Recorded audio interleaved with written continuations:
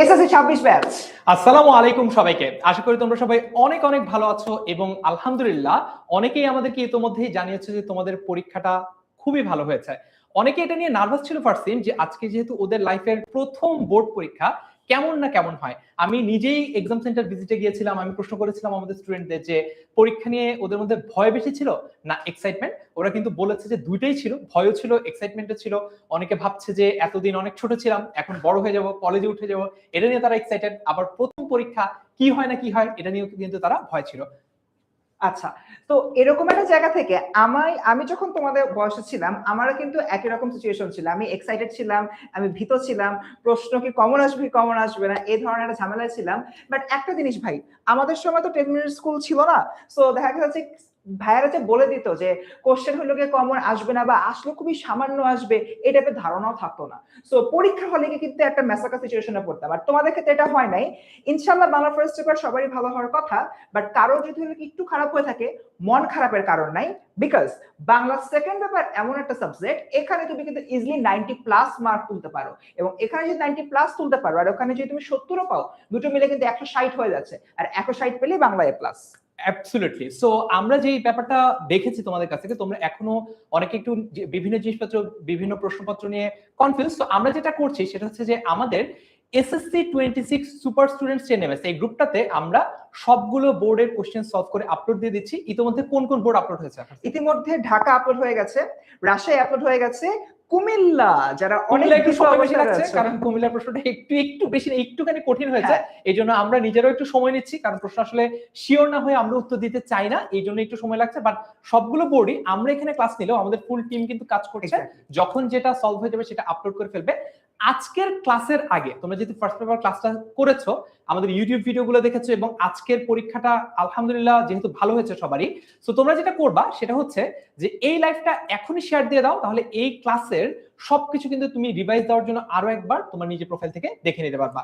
ওকে, তো স্টুডেন্ট যেটা বলছিলাম, তোমাদের কিন্তু আগামী পরশুদিন বাংলা দ্বিতীয় পত্র পরীক্ষা। আজকের ক্লাসে আমরা তিনটা জিনিস করব। প্রথমত তোমাদের গ্রামারের যতগুলো অনুচ্ছেদ রয়েছে অনুচ্ছেদের টপিক ভিত্তিক সাজেশন দিব। দ্বিতীয়ত নির্মিতি অর্থাৎ রিটেনে যে 70 মার্ক রয়েছে ওটা ওয়ান চার সাজেশন দিব। এবং আমাদের ট্র্যাক রেকর্ড বলে 70 এর মধ্যে বড় একটা অংশ কমন আছে আমাদের সাজেশন থেকে। And last but not the least 100+ most MCQ আমরা তোমাদেরকে সলভ করে দিচ্ছি।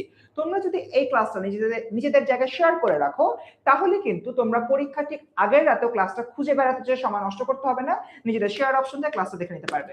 অ্যাবসলিউটলি। আরেকটা ব্যাপার সেটা হচ্ছে যে তোমরা কমেন্টে সবাই একটু আজকে এমসিকিউতে কে কত পাবা সেটা একটু লিখে জানাও, তাহলে আমি বুঝতে পারবো যে আমাদের স্টুডেন্টদের ওভারঅল অবস্থাটা কেমন এবং বাংলা সেকেন্ড পেপারে কার আসলে কত মার্ক লাগবে ওভারঅল এ প্লাস অ্যাচিভ করতে।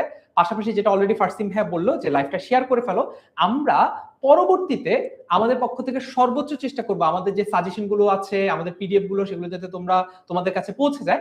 পাশাপাশি আমাদের এই আজকে ক্লাসের স্লাইড বলো কিংবা একটা পুরোপুরি সাজেশন পিডিএফ আছে আমাদের, ওই সাজেশন পিডিএফটা পাওয়ার জন্য কমেন্টে লিংক দেওয়া আছে। কমেন্টের লিংকটা যদি তোমরা পূরণ করে ফেলো তাহলে কিন্তু আজকের যে সাজেশনটা সেই সাজেশনটা পেয়ে যাবে। সো তাহলে আমরা ক্লাসটা শুরু করে দেই।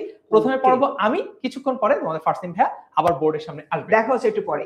অলরাইট, সো অলরেডি ফার্স্ট ভাইয়া বলে দিল যে আজকে ক্লাসে কি কি থাকছে। টপিক ভিত্তিক সাজেশনটা যদি আমরা একটু দেখি, আমাদের টোটাল 26টা পরিচ্ছেদ পড়ে বাংলা দ্বিতীয় পত্রের এমসিকিউ অ্যাটেম্প্ট করতে হবে। বাংলা দ্বিতীয় পত্র বা ব্যাকরণ থেকে যেহেতু কোনো বর্ণনামূলক বা লিখিত প্রশ্ন আসবে না, এই জন্য আমরা দেখবো যে আসলে এমসিকিউর জন্য কোন পরিচ্ছেদটা কত বেশি গুরুত্বপূর্ণ। একটা জিনিস একটু বলে নেই, যেহেতু তোমাদের এমসিকিউ আসছে টোটাল 30 মার্কের, প্রত্যেকটা পরিচ্ছেদ থেকে অন্তত একটা করে প্রশ্ন দেওয়ার সম্ভাবনা সবচেয়ে বেশি। কিন্তু কখনো কখনো দেখা যায় কোনো কোনো পরিচ্ছেদ থেকে ওই একটা প্রশ্ন হয়তো বা দেয় না। ওই যে একটা পরিচ্ছেদ থেকে একটা প্রশ্ন দিল না, সেই একটা ঘাটতি প্রশ্ন অন্য কোনো একটা পরিচ্ছেদ থেকে বাড়তি একটা প্রশ্ন দিয়ে, অর্থাৎ একাধিক প্রশ্ন দিয়ে আসলে মেটানো হয়। এই কারণে আমরা একটু ওভারঅল দেখবো, গ্লিম্পস আইডিয়াটা দেখবো, বাট আমাদেরকে সবগুলো পরিচ্ছেদই পড়তে হবে। আর লাইভটা কারা কারা শেয়ার করে ফেলেছো একটু কমেন্টে লিখে ফেলো, শেয়ার ডান। ওকে, ফার্স্ট যদি একটু দেখি ধ্বনীয় বর্ণ, এই পরিচ্ছেদটা 5 স্টার ইম্পর্টেন্ট। ধ্বনীয় বর্ণ এই পরিচ্ছেদটা 5 স্টার ইম্পর্টেন্ট। এরপরে যদি দেখি শর্ট ধ্বনি, এটাও 5 স্টার ইম্পর্টেন্ট, এখান থেকেও প্রশ্ন আসবে। ব্যঞ্জন ধ্বনি, এটাও 5 স্টার ইম্পর্টেন্ট, এখান থেকেও কিন্তু প্রশ্ন আসবেই। তারপরে যদি দেখি বর্ণের উচ্চারণ, এখান থেকে আমরা 3 স্টার ইম্পর্টেন্ট দিয়ে এটা পড়বো। তারপর হচ্ছে শব্দ পদের গঠন, এটাকে 4 স্টার ইম্পর্টেন্স দিয়ে পড়বো। উপসর্গ দিয়ে শব্দ গঠনকে আমরা 2 স্টার দিচ্ছি, খুব বেশি গুরুত্বপূর্ণ বলছি না, কিন্তু কিছু কিছু বোর্ডে অবশ্যই এখান থেকে প্রশ্ন আসবেই। প্রত্যয় দিয়ে শব্দ গঠন আমার কাছে মনে হয় তোমরা যতগুলো টপিক পড়েছো সেগুলোর মধ্যে প্রত্যয় মনে হয় সবচেয়ে কঠিন, এবং you'll be very glad to know that তোমরা যখন এইচএসসি তে উঠবা তখন তোমাদেরকে প্রত্যয় পড়তে হবে না, কারণ প্রত্যয় এখনো পর্যন্ত এইচএসসি সিলেবাসে নাই। সো প্রত্যয় পড়তে হবে, প্রত্যয় 5 স্টার ইম্পর্টেন্ট। সমাস খুবই খুবই খুবই গুরুত্বপূর্ণ। সমাস মানেই অনেকের কাছে অনেক বড় সমস্যা মনে হয়। সমাসের জন্য আমরা বিভিন্ন সময় বিভিন্ন ক্লাস নিয়েছি, সেই ক্লাসগুলো যদি তোমরা ফলো করো ইনশাআল্লাহ তোমাদের সমাস নিয়ে কোনো সমস্যা থাকবে না। সমাস অনেকে মনে করে শিখতে লাগে 6 মাস, আসলে ব্যাপারটা একেবারেই সত্য না। সমাসও 5 স্টার, এখান থেকে প্রশ্ন আসবে। শব্দের শ্রেণী বিভাগ 4 স্টার, বিশেষ্য সর্বনাম এই যে পদগুলো রয়েছে সেগুলোকে আমরা 4 স্টার রেখেছি, যেমন বিশেষণ, ক্রিয়া, ক্রিয়া বিশেষণ এগুলো। অনুসর্গ 2 স্টার, যোজক 2 স্টার, আবেগ 3 স্টার, বাক্যের অংশ শ্রেণী বিভাগ 5 স্টার, তারপর বাক্যের বর্গ 4 স্টার, উদ্দেশ্য বিধেয় 4 স্টার, সরল জটিল যৌগিক বাক্য এটা খুবই গুরুত্বপূর্ণ, এখান থেকে প্রশ্ন আসবেই শিওর, এটা 5 স্টার। বাগর্থ এটা 2 স্টার, বাগধারা 4 স্টার, প্রতিশব্দ 3 স্টার, বিপরীত শব্দ 4 স্টার এবং শব্দজোড় হচ্ছে 3 স্টার। এখন আমরা একটু তোমাদেরকে দেখাই যে আমাদের রিসোর্সগুলা কোথায় কোথায় গেলে তুমি পাবা। আমাদের আজকের এই একটা ফাইনাল রিভিশন লাইভ ক্লাস করলেই তোমার যে পুরো বাংলা দ্বিতীয় পত্রে 100তে 100 প্রস্তুতি হয়ে যাবে তা না, আমরা তোমাদের জন্য কিছু অ্যাডিশনাল রিসোর্সও রেখেছি, সেটা একটু দেখাবো, তারপর আমাদের এমসিকিউ সলভিং এর দিকে চলে যাব। আমরা টোটাল 100টা টপ এমসিকিউ সলভ করবো আজকে। তার আগে একটু দেখাতে চাই যে তোমাদের জন্য আর কি কি ব্যবস্থা আমরা রেখেছি, তোমাদের জন্য আর কি কি ব্যবস্থা আছে। তোমরা যদি ইউটিউবে যাও, ইউটিউব দিয়ে শুরু করি, আমাদের ইউটিউব চ্যানেলটার নাম হচ্ছে, যেখানে তোমাদের সব কন্টেন্ট আছে, 10ms, মানে 10 মিনিট স্কুলের সংক্ষেপ হচ্ছে এমএস, ক্লাস 6-10। এটাতে এখন 2.2 মিলিয়ন সাবস্ক্রাইবার আছে।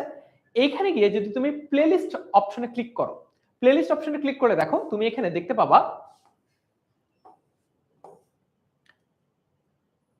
Bangla 26 Bangla first final suggestion, এটা তো হয়ে গেছে অলরেডি। এই যে দেখো এসএসসি বাংলা সেকেন্ড পেপার নির্মিতি লেখার নিয়ম, একদম শুরুই হচ্ছে প্রতিবেদন দিয়ে। ওকে, সো আমি যদি একটু ক্লিক করি দেখি তো কি দেখা যায় এখানে। এইখানে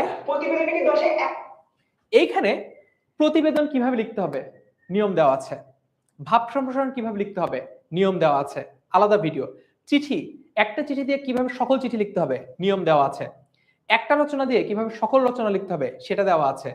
একটা সারাংশ দিয়ে কিভাবে সকল সারাংশ লিখতে হবে সেটা নিয়ম দেওয়া আছে, এবং একটা আবেদনপত্র দিয়ে কিভাবে সকল আবেদনপত্র লেখা যায় সেটা নিয়ম দেওয়া আছে।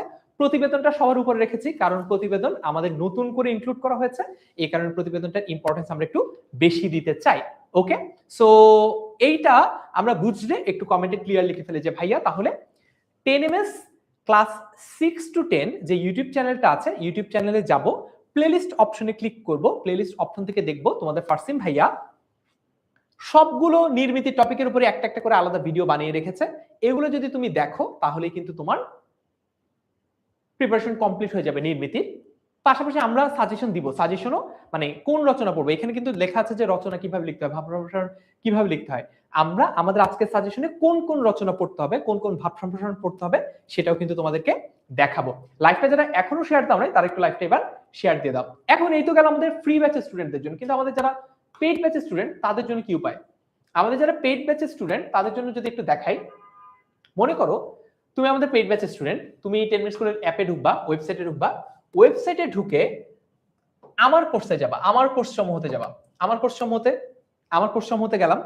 আমার কোর্স সমূহতে যাওয়ার পরে তুমি খুঁজে বের করবা তোমার কোর্স। মনে করো তুমি এই কোর্সে ভর্তি আছো, আমরা আসলে আমাদের সকল পেইড ব্যাচের স্টুডেন্টদেরকে এই কন্টেন্ট গুলো দিয়েছি। তুমি মনে করো এখানে ভর্তি আছো এসএসসি 26 শেষ মুহূর্তে প্রস্তুতি কোর্স। সো এইখানে ক্লিক করে ঢুকলাম। ঢুকার পরে দেখো একটু যদি নিচের দিকে যাই, একটা ফোল্ডার আছে, ফোল্ডারটার নাম হচ্ছে সিকিউ সলভ ক্লাস। এখানে ক্লিক করলাম সিকিউ সলভ ক্লাসে। সিকিউ সলভ ক্লাসে ঢোকার পরে দেখো এইখানে বাংলা সেকেন্ড পেপার রিটেন পার্টটা আছে, যার মধ্যে তুমি সবগুলো টপিক একসাথে পেয়ে যাবা। তুমি এখানে প্রতিবেদন, রচনা, ভাব সম্প্রসারণ, সারাংশ, আবেদনপত্র সবই পাবা। দেখেছো ভাব সম্প্রসারণ লেখার নিয়ম একদম চমৎকার ভাবে তোমাদের ফারসিম ভাই এটা তোমাদেরকে বুঝিয়ে দিয়েছে। তো তোমরা যারা আমাদের পেইড ব্যাচের স্টুডেন্ট তোমরা এইখান থেকে পুরোটা পেয়ে যাবা। ক্লাসের স্লাইডটাও এখানে আছে, চাইলে ক্লাসের স্লাইডটাও এখান থেকে দেখে নিতে পারো। এই যে এসএসসি 26 একটা নিয়মের সব চিঠিপত্র লেখার শর্টকাট, ঠিক আছে? এই যে দেখো ক্লাসের স্লাইড, চিঠি লেখার নিয়ম। ওকে, বুঝতে পেরেছো? ওকে, তো চলো এইবার আর কথা না বাড়িয়ে আমরা চলে যাব আমাদের এমসিকিউ সলভিং এ। আমরা আজকে 100টা টপ এমসিকিউ সলভ করবো। একটা জিনিস তোমাদেরকে একটু বলে নেই, সেটা হচ্ছে এসএসসি পরীক্ষায় বাংলা দ্বিতীয় পত্রে অনেক গুরুত্বপূর্ণ হচ্ছে অনুশীলনীর প্রশ্ন। অর্থাৎ প্রত্যেকটা পরিচ্ছেদের পরে অনুশীলনীতে যে 10টা 12টা করে প্রশ্ন থাকে সেখান থেকে বোর্ড পরীক্ষায় কমন আসে। তাই প্রত্যেকটা পরিচ্ছেদের এই অনুশীলনী প্রশ্নগুলো তোমাকে সলভ করতে হবে। প্রথম প্রশ্ন উত্তর দিবা এবার কমেন্টে, প্রত্যেকটা প্রশ্ন কমেন্টে উত্তর করবা, না হলে কিন্তু ব্রেইন সেভ করে রাখবে না ইনফরমেশন গুলোকে। বাংলা ভাষায় মৌলিক ধ্বনি কয়টি? ময়মনসিংহ বোর্ডে 24 সালে এসেছে 7টি, 32টি, 37টি, 50টি। মৌলিক ধ্বনি কিন্তু বলেছে, এখানে কিন্তু শুধু ধ্বনি বলেনি। শুধু যদি ধ্বনি বলতো তাহলে হয়তো অন্য কিছু হতো। মৌলিক ধ্বনি কয়টি? প্রশ্ন নাম্বার 1। প্রশ্ন নাম্বার 1 এর উত্তর কি? 1 এর উত্তর হচ্ছে 1 এর সি অর্থাৎ 37টি, 37। 1 এর উত্তর হচ্ছে 1 এর গ 37টি। ওকে। 2 নম্বর প্রশ্ন, নিচের কোনটি মৌলিক স্বরধ্বনি? এটাও রিসেন্ট প্রশ্ন, দিনাজপুর বোর্ডে 24 সালে এসেছে। এ, ওই, ও নাকি দীর্ঘই? কোনটা মৌলিক? আমরা যারা বই পড়েছি তারা জানি এটার উত্তর কি হবে। এটার উত্তর হবে হচ্ছে এ। ঠিক আছে, এ ইজ দা কারেক্ট অ্যান্সার। এখন এটা বেশি গুরুত্বপূর্ণ বাকি অন্যান্য অনেক এমসিকিউর চেয়ে, কারণ এইখানে যে এটা আছে এটা কিন্তু একটু ব্যতিক্রমী। এটার কোনো নিজস্ব লিখিত রূপও নাই আসলে আলাদা করে, এই জন্য এটা বেশি গুরুত্বপূর্ণ, কারণ এটা একটু ব্যতিক্রম। পরের প্রশ্ন 3 নাম্বার, কোন মৌলিক স্বরধ্বনির কোন লিখিত রূপ নেই? দিনাজপুর বোর্ডে এসেছে 11 সালে। মাত্র যেটা বলছিলাম, কোন মৌলিক স্বরধ্বনির লিখিত কোনো রূপ নেই? আ, অ, রস্বই নাকি এ? সঠিক উত্তর কি? সঠিক উত্তর হচ্ছে অপশন ডি, এ। এটার কি নাই? এটার কিন্তু কোনো লিখিত রূপ নেই। মনে করো আমি যদি উচ্চারণ করি ই, ই এর একটা লিখিত রূপ আছে, এই যে এটা হচ্ছে ই এর লিখিত রূপ। আমি যদি উচ্চারণ করি উ, তাহলে উ এর একটা লিখিত রূপ আছে, এই যে উ এর লিখিত রূপ আছে। কিন্তু এ, এটার কোনো লিখিত রূপ নাই, কিন্তু এই এটা একটা মৌলিক ধ্বনি। ওকে। পরের প্রশ্ন, বাক্যপ্রত্যঙ্গ জাত ধ্বনির সূক্ষ্মতম মৌলিক অংশ বা এককে কি বলা হয়? ময়মনসিংহ বোর্ডে 20 সালে এসেছে। ধ্বনিমূল, প্রাতিপদিক, প্রত্যয় নাকি নাম প্রকৃতি? কি হবে এটা? ধ্বনিমূল, প্রাতিপদিক, প্রত্যয় নাকি নাম প্রকৃতি? কারেক্ট অ্যান্সার কি? কারেক্ট অ্যান্সার হচ্ছে অপশন এ, ধ্বনিমূল। অপশন এ, ধ্বনিমূল ইজ দা কারেক্ট অ্যান্সার। 5 নম্বর প্রশ্ন, কোনটি মৌলিক স্বরধ্বনি? এখানে যদি আমরা রস্বই পাই অথবা রস্য পাই তাহলে সেটাই কারেক্ট অ্যান্সার হবে। এবার দেখি অপশনগুলো। দীর্ঘ আছে, হবে না। এই তো রস্বই পেয়ে গেছি। তাও সবগুলো দেখি, ওই আছে, এটাও হবে না। সব কয়টিতে হবেই না। তাহলে কারেক্ট অ্যান্সার হচ্ছে রস্বই। কারেক্ট অ্যান্সার হচ্ছে অপশন বি, রস্বই।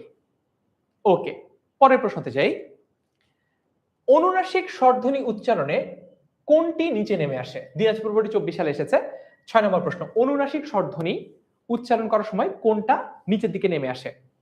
ওষ্ঠ বা ঠোঁট, আলজিভ, আলজিভ তো আমরা চিনি, বাইরে থেকে দেখা যায় না, আমাদের গলার ভিতর, গলার কাছাকাছি আর কি। মূর্ধা, মূর্ধা মানে হচ্ছে দাঁতের মাড়ি, দাঁতের মাড়ি।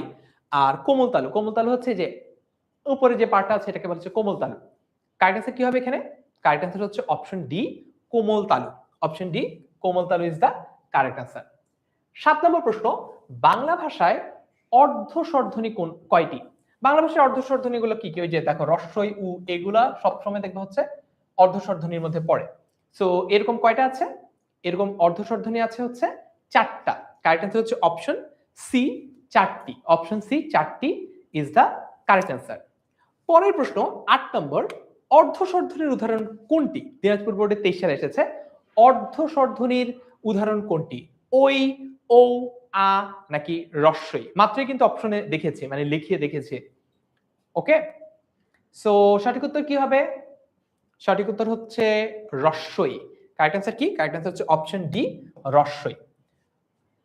সো ক্লাসটা যারা এখনো শেয়ার করো নাই তারা একটু ক্লাসটা শেয়ার করে ফেলো এবং লিখে ফেলো শেয়ার ডান। তাহলে আমি আমার পক্ষ থেকে সর্বোচ্চ চেষ্টা করব এসএসসি 26 সুপার স্টুডেন্টস 10ms গ্রুপের মাধ্যমে তোমাদেরকে আজকের ক্লাসের স্লাইড, আজকের ক্লাসের সাজেশন এবং ওভারঅল বইয়ের ব্যাখ্যা, তার পাশাপাশি তোমাদের যত ডাউট আছে সবকিছু সলভ করে তোমাদেরকে এই গ্রুপে দিয়ে দিতে।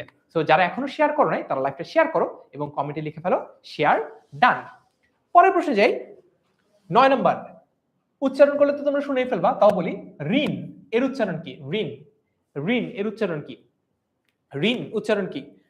প্রশ্ন নম্বর 9, ঋণ ঋণ ঋণ ঋণ ঋণ, এটার উচ্চারণ হচ্ছে এইটা, র রস্বইকার দন্তন্য হসন্ত। যখন হসন্ত হয়, হসন্ত কিসের মতো কাজ করে জানো? হসন্ত হচ্ছে স্পিড ব্রেকারের মতো কাজ করে। তার মানে এখানে একটা হার্শ স্টপ দিতে হয়। ফর এক্সাম্পল, একটা শব্দ যদি বলি কর, এই কর মানে কি? এই কর মানে, এই কর মানে কি? এই কর মানে হচ্ছে তুই কাজটা কর, বুঝছো?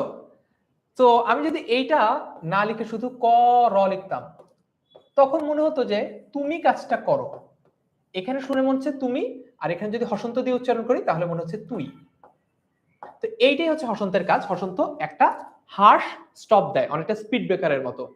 সো কারেক্ট আনসার হচ্ছে অপশন এ, ঋণ। 9 নম্বর সঠিক উত্তর হচ্ছে অপশন এ, ঋণ।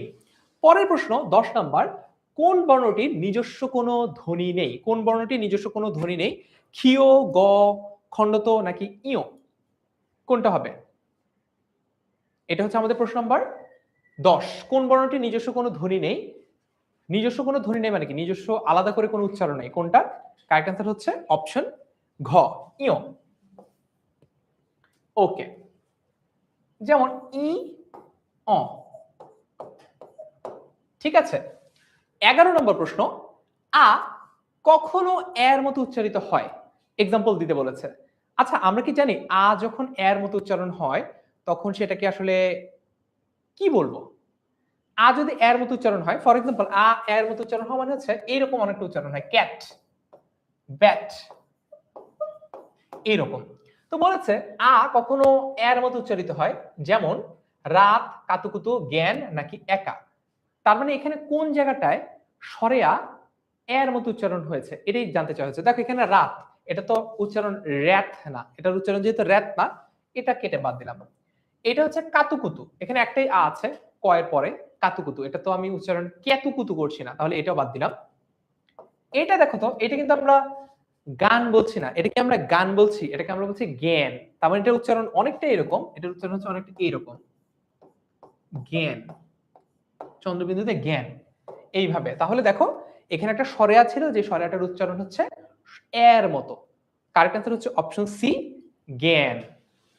ওকে, পরের প্রশ্ন যদি দেখি, 12 নম্বর প্রশ্ন, এ বর্ণের বিবৃত উচ্চারণ উদাহরণ কোনটি? এর বিবৃত উচ্চারণ মানে কি? দেখো এর সংবৃত উচ্চারণ কোনটা? এর সংবৃত উচ্চারণ হচ্ছে এ যখন এর মতো উচ্চারণ হয় সেটা হচ্ছে এর সংবৃত উচ্চারণ। এর বিবৃত উচ্চারণ কোনটা? এর বিবৃত উচ্চারণ হচ্ছে এ যখন এর মতো উচ্চারণ হয়, এ যখন এর মতো উচ্চারণ হয়। এখন আমাদেরকে বলেছে এ বর্ণের বিবৃত উচ্চারণ কোনটা, তাহলে এ বর্ণের বিবৃত হচ্ছে এর মতো উচ্চারণ কোনটা? দেখি তো, একটি, এবার, দেশ, এটা কি আমরা খেলা বলি, খেলা নাকি খেলা বলি? দেখো তো এখানে যদি এর উচ্চারণ এর মতো হয় তাহলে আমরা এটাকে বলতাম হচ্ছে খেলা।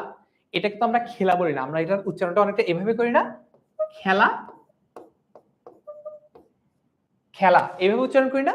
তাহলে কারেক্ট আনসার হচ্ছে অপশন ডি, খেলা। কারণ প্রশ্ন কি করেছে? প্রশ্ন হচ্ছে এ বর্ণের বিবৃত উচ্চারণ কোনটা?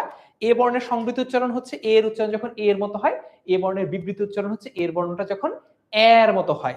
ওকে, পরের প্রশ্ন, শব্দমূলের অন্য নাম কি? ঢাকা বোর্ডে 24 সালে এসেছে। শব্দমূলের অন্য নাম কি? এ ধ্বনিমূল, প্রকৃতি, শব্দগুচ্ছ, বিভক্তি। সরাসরি বইয়ের প্রশ্ন, সরাসরি বইয়ের প্রশ্ন, এটা পারা উচিত। আর তোমরা যারা ক্লাসটা করছো কিন্তু কমেন্ট করছো না, তারা কিন্তু এই প্রশ্নগুলোর উত্তর পরবর্তীতে মনে করে করে আর উত্তরটা দিতে পারবা না, ঠিক আছে? কনফিউশনটা কাটবে না, এই জন্য যেটাই করবা, যেটাই প্রশ্ন দেখবা বোর্ডে, সাথে সাথে সেটা উত্তরটা লিখে ফেলবা। তো শব্দমূলের অন্য নাম কি? 13 নম্বর প্রশ্ন, শব্দমূলের অন্য নাম হচ্ছে অপশন বি, প্রকৃতি। অপশন বি, প্রকৃতি। ঠিক আছে, ওকে। তারপরে দেখি, রাজশাহী বোর্ড 24 সালে এবং চট্টগ্রাম বোর্ড 24 সালে এসেছে, যে শব্দাংশ পদের সাথে যুক্ত হলে বক্তব্য জোরালো হয়। ফর এক্সাম্পল আমি যদি বলি যে জনসংখ্যাই, ঠিক আছে, জনসংখ্যাই অন্যতম সমস্যা, কি বললাম? জনসংখ্যাই অন্যতম সমস্যা। এই যে একটু জোর দিলাম না, জনসংখ্যাই, আমার মনে হয় এইটাই অন্যতম সমস্যা। এই যে জোর দিয়ে বলাটাকে কি বলে? নির্দেশক, বলক, বিভক্তি নাকি বচন? কারেক্ট অ্যান্সার কি হবে এখানে? কারেক্ট অ্যান্সার হচ্ছে অপশন বি, বলক। পরের প্রশ্ন চাই। ওকে, 15 নম্বর প্রশ্ন, ছেলেরা ক্রিকেট খেলে। এই বাক্যে ক্রিকেট পদটা আসলে কি? ক্রিকেট পদটা কি? এটা ধাতু না, কারণ ধাতু কোনটাকে বলে?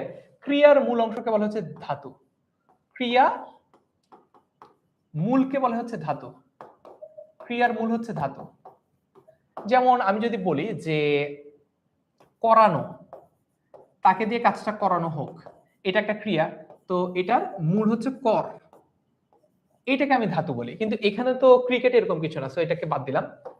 শব্দদিত্য কোনটা? শব্দদিত্য মানে হচ্ছে যখন এইভাবে যদি আমি বলি যে জোরে সরে, অথবা আমি যদি বলি যে টন টন করছে, ব্যথায় মাথাটা একদম টন টন করছে, এটা হচ্ছে শব্দদিত্য। দ্বিত্ব মানে হচ্ছে ডাবল ডাবল যখন হয়, একটা শব্দ যখন দুইবার হয় তখন এটাকে শব্দদিত্য বলে। তো এইটাও হবে না, তাহলে এইটা ইদার সলগ্নক হবে না হলে অলগ্নক হবে, যে কোনো একটা হবে। একদম বইয়ের প্রশ্ন, বইয়ের এক্সাম্পল, সলগ্নক হবে না হলে অলগ্নক হবে। কারেক্ট অ্যান্সার কি এখানে? কারেক্ট অ্যান্সার হচ্ছে অপশন বি, অলগ্নক পদ, কারণ এখানে সাথে কোনো কিছু যুক্ত হয়নি, লগ্নক যুক্ত হয়নি। যদি লগ্নক যুক্ত হতো তাহলে এটাকে আমি সলগ্নক বলতাম, কিন্তু এখানে কোনো লগ্নক যুক্ত হয়নি। 16 নম্বর প্রশ্ন, পদ প্রধানত কত প্রকার? এটা কিন্তু খুব ইম্পর্টেন্ট। পদ প্রধানত কত প্রকার? এখানে যদি বলতো পদ কত প্রকার, তাহলে হয়তো তুমি উত্তর দিতে 5 প্রকার, কিন্তু এখানে যেহেতু বলছে পদ প্রধানত কত প্রকার, তার মানে হচ্ছে অব্যয় পদ আর সব্যয় পদ। কত প্রকার হলো তাহলে? 2 প্রকার। কারেক্ট অ্যান্সার হচ্ছে অপশন এ, 2 প্রকার। ওকে, পরের প্রশ্ন 17 নম্বর, অর্থ নেই কিন্তু অর্থের দোতনা তৈরি করে। এরকম কোন শব্দ বা শব্দগুচ্ছ বা শব্দাংশ আছে যারা এই কাজটা করে? তুমি যখন একটু বড় হবা, এইচএসসি তে উঠবা, আমার এবং ফার্সিন ভাইয়ের কাছে পড়বা, তখন দেখবা আমরা তোমাদেরকে যখন উপসর্গ পড়াচ্ছি তখন একটা কথা বলছি, উপসর্গের অর্থবাচকতা নেই কিন্তু অর্থ দ্যোতকতা আছে। অর্থবাচকতা নেই কিন্তু কি আছে? কিন্তু অর্থ দ্যোতকতা আছে।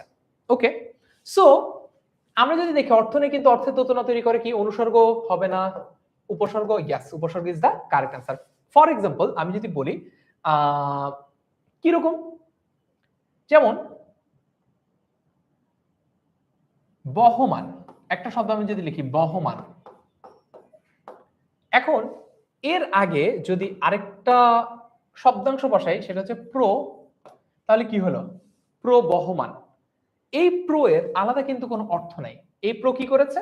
এই প্রো বহমানের আগে বসে নতুন ধরনের একটা অর্থ তৈরির চেষ্টা করছে, এই জন্য এটাকে আমরা বলছি উপসর্গ, কারণ এর নিজের কোনো অর্থ নাই কিন্তু এটা অন্যের অর্থ তৈরি করার চেষ্টা করে। আরেকটা হচ্ছে অপশন বি, উপসর্গ।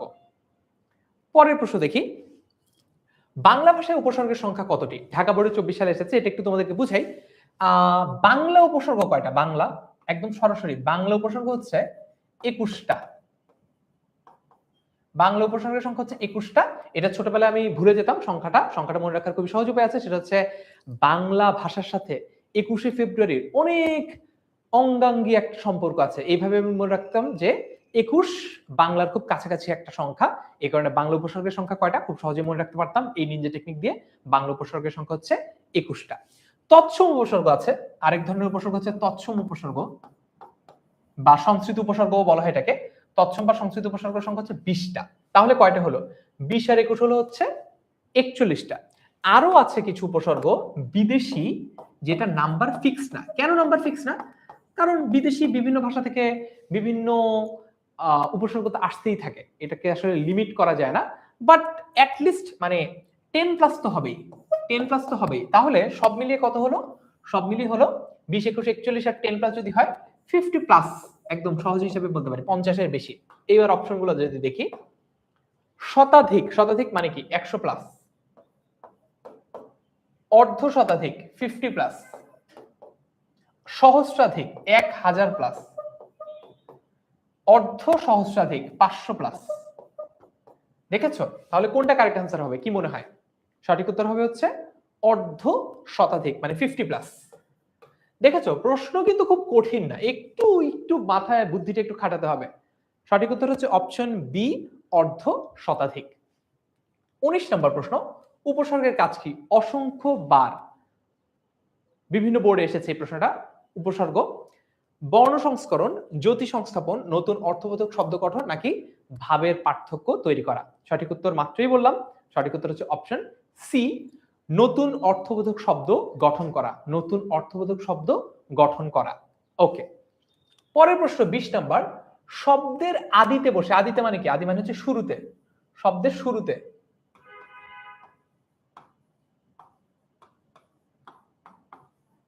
শব্দের আদিতে বা শুরুতে বসে শব্দের অর্থের পরিবর্তন সাধন করে অনুসর্গ, কর্মপ্রবচনীয়, উপসর্গ নাকি প্রত্যয়?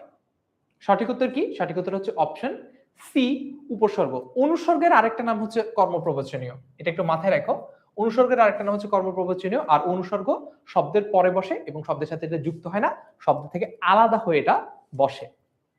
21 নম্বর প্রশ্ন, আই প্রত্যয়যোগে গঠিত শব্দ কোনটি? দেখি তো, পাকড়াও, এটা কিন্তু পাকড়াই না, দেখেছো, এটা কিন্তু পাকড়াই না, তাই এটা হবে না। ডুবন্ত, এটা তো ডুবাই না, যদি ডুবাই হতো তাহলে বুঝতাম। এই যে দেখো ঢাকাই, ঢাকা কিভাবে হলো? ঢাকা, মনে করো ঢাক যোগ আই, এভাবে বলতে পারি ঢাকাই।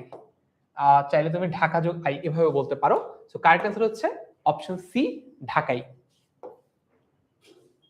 22 নম্বর প্রশ্ন, ধাতু বা শব্দের শেষে প্রত্যয় যুক্ত করার উদ্দেশ্য কি? ধাতু মানে কি? ধাতু হচ্ছে ক্রিয়ামূল, মানে ক্রিয়ার যে মূল অংশটা, একটু আগে কিভাবে বের করতে হয় সেটাও দেখিয়েছি।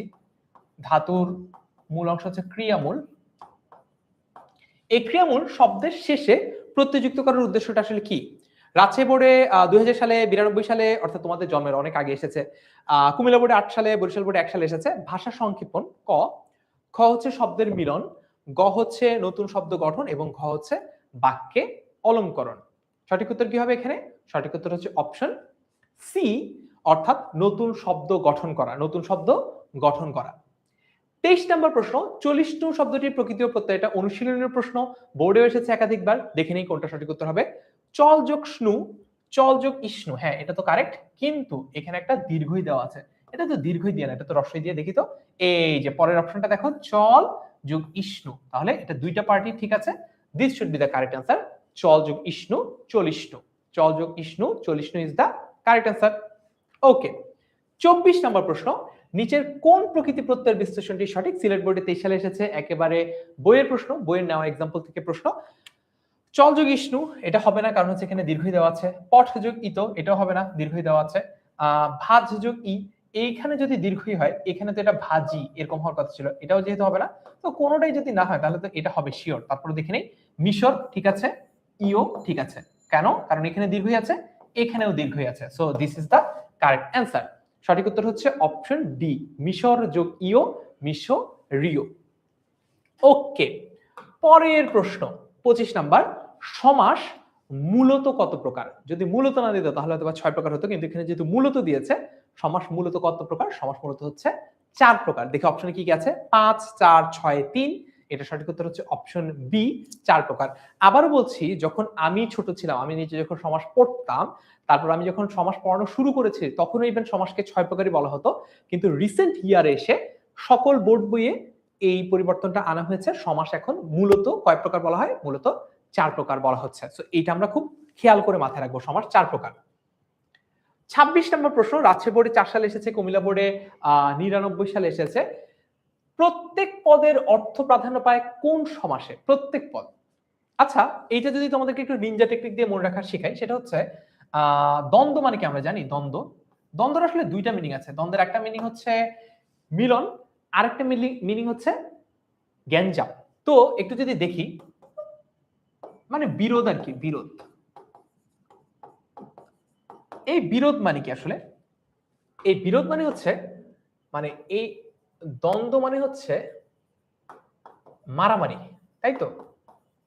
সিম্পলি বুঝো, এই দ্বন্দ্ব মানে হচ্ছে মারামারি। মারামারি মানে কি? মারামারি মানে হচ্ছে কনফ্লিক্ট। ওকে, কনফ্লিক্ট, ভালো কথা। এখন ঘটনা হচ্ছে, এই কনফ্লিক্টের ব্যাপারটা তখনই হয়, মারামারি তখনই হয় যখন দুইটা পক্ষ থাকে এবং দুইটা পক্ষেরই শক্তি সামর্থ্য সমান থাকে। ফর এক্সাম্পল, ব্রাজিল আর আর্জেন্টিনার সমর্থকরা তারা যেহেতু সমানে সমান, তারা মনে করো মারামারি করছে, কিংবা মনে করো ব্রাহ্মণবাড়িয়ায় দুই পক্ষ মিলে মারামারি করছে, তাহলে দেখো দুইটা পক্ষই সমান সমান এবং দুই পক্ষ মিলে যেটা করছে সেটা হচ্ছে একটা মারামারি, কনফ্লিক্ট, দ্বন্দ্ব বা গ্যাঞ্জাম। কিন্তু মনে করো তোমার সকল বন্ধুরা মিলে তুমি পরীক্ষায় কেন তাদেরকে উত্তর দেখাও নাই এই জন্য সবাই মিলে মনে করো তোমাকে মারছে, এটা তো মারামারি হচ্ছে না, এটা একপাক্ষিক মাইর হচ্ছে। তোমাকে সবাই মিলে মনে করো গণধুলাই দিচ্ছে, এটা তো আসলে একপাক্ষিক মাইর, এটা মারামারি না। তাহলে মারামারি হওয়া মানে কি? মারামারি মানে হচ্ছে দুইটা পক্ষ থাকবে এবং দুইটা পক্ষেরই শক্তি সামর্থ্য সেম থাকবে। এই নিনজা টেকনিকটা কাজে লাগালে তুমি দেখবা যে প্রত্যেক পদ, এখানে প্রত্যেক পদ কি কি? প্রত্যেক পদ বলতে বোঝাচ্ছে পূর্বপদ এবং পরপদ। পূর্বপদ ও পরপদের অর্থ প্রধান, পূর্বপদের অর্থ প্রধান, পরপদের অর্থ প্রধান। অর্থাৎ মনে করো এরকম, যদি মা বাবা বা খাতা কলম, পড়া লেখা, এখানে দুইটা পূর্বপদ এবং পরপদ দুই পদের অর্থের প্রাধান্য সেম, সমান সমান যখন হয় তখন সেটাকে আমরা কি বলি? সেটাকে বলি হচ্ছে আমরা দ্বন্দ্ব সমাস। কারেক্ট আনসার হচ্ছে অপশন বি, দ্বন্দ্ব সমাস। ওকে, সমাস নিয়ে আরো যদি সমস্যা থাকে, আমাদের এসএসসি 26 সুপার স্টুডেন্টস এনএমএস গ্রুপে এই একদিনের মধ্যে তোমাদের যত প্রশ্ন আছে সেগুলোর উত্তর দেওয়ার চেষ্টা করব আমি এবং তোমাদের ফার্সিম ভাইয়া। ইনশাআল্লাহ তোমাদের সকল সমস্যা পরীক্ষার আগে আমরা সলভ করেই তোমাদেরকে পরীক্ষায় 100% প্রিপেয়ার করে পাঠাবো।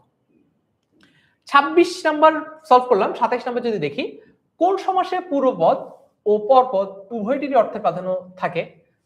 মাত্রই সলভ করলাম, সেটা হচ্ছে দ্বন্দ্ব সমাস। অপশন দেখাও লাগবে না, কারেক্ট আনসার হচ্ছে অপশন সি, দ্বন্দ্ব সমাস। 28 নম্বর প্রশ্ন, জমা খরচ কোন শব্দযোগে দ্বন্দ্ব সমাস? তার মানে বুঝতেই পারছো বোর্ড প্রশ্নকর্তাদের কিন্তু খুবই প্রিয় একটা সমাস হচ্ছে দ্বন্দ্ব সমাস। এখান থেকে বারবার প্রশ্ন আসছে।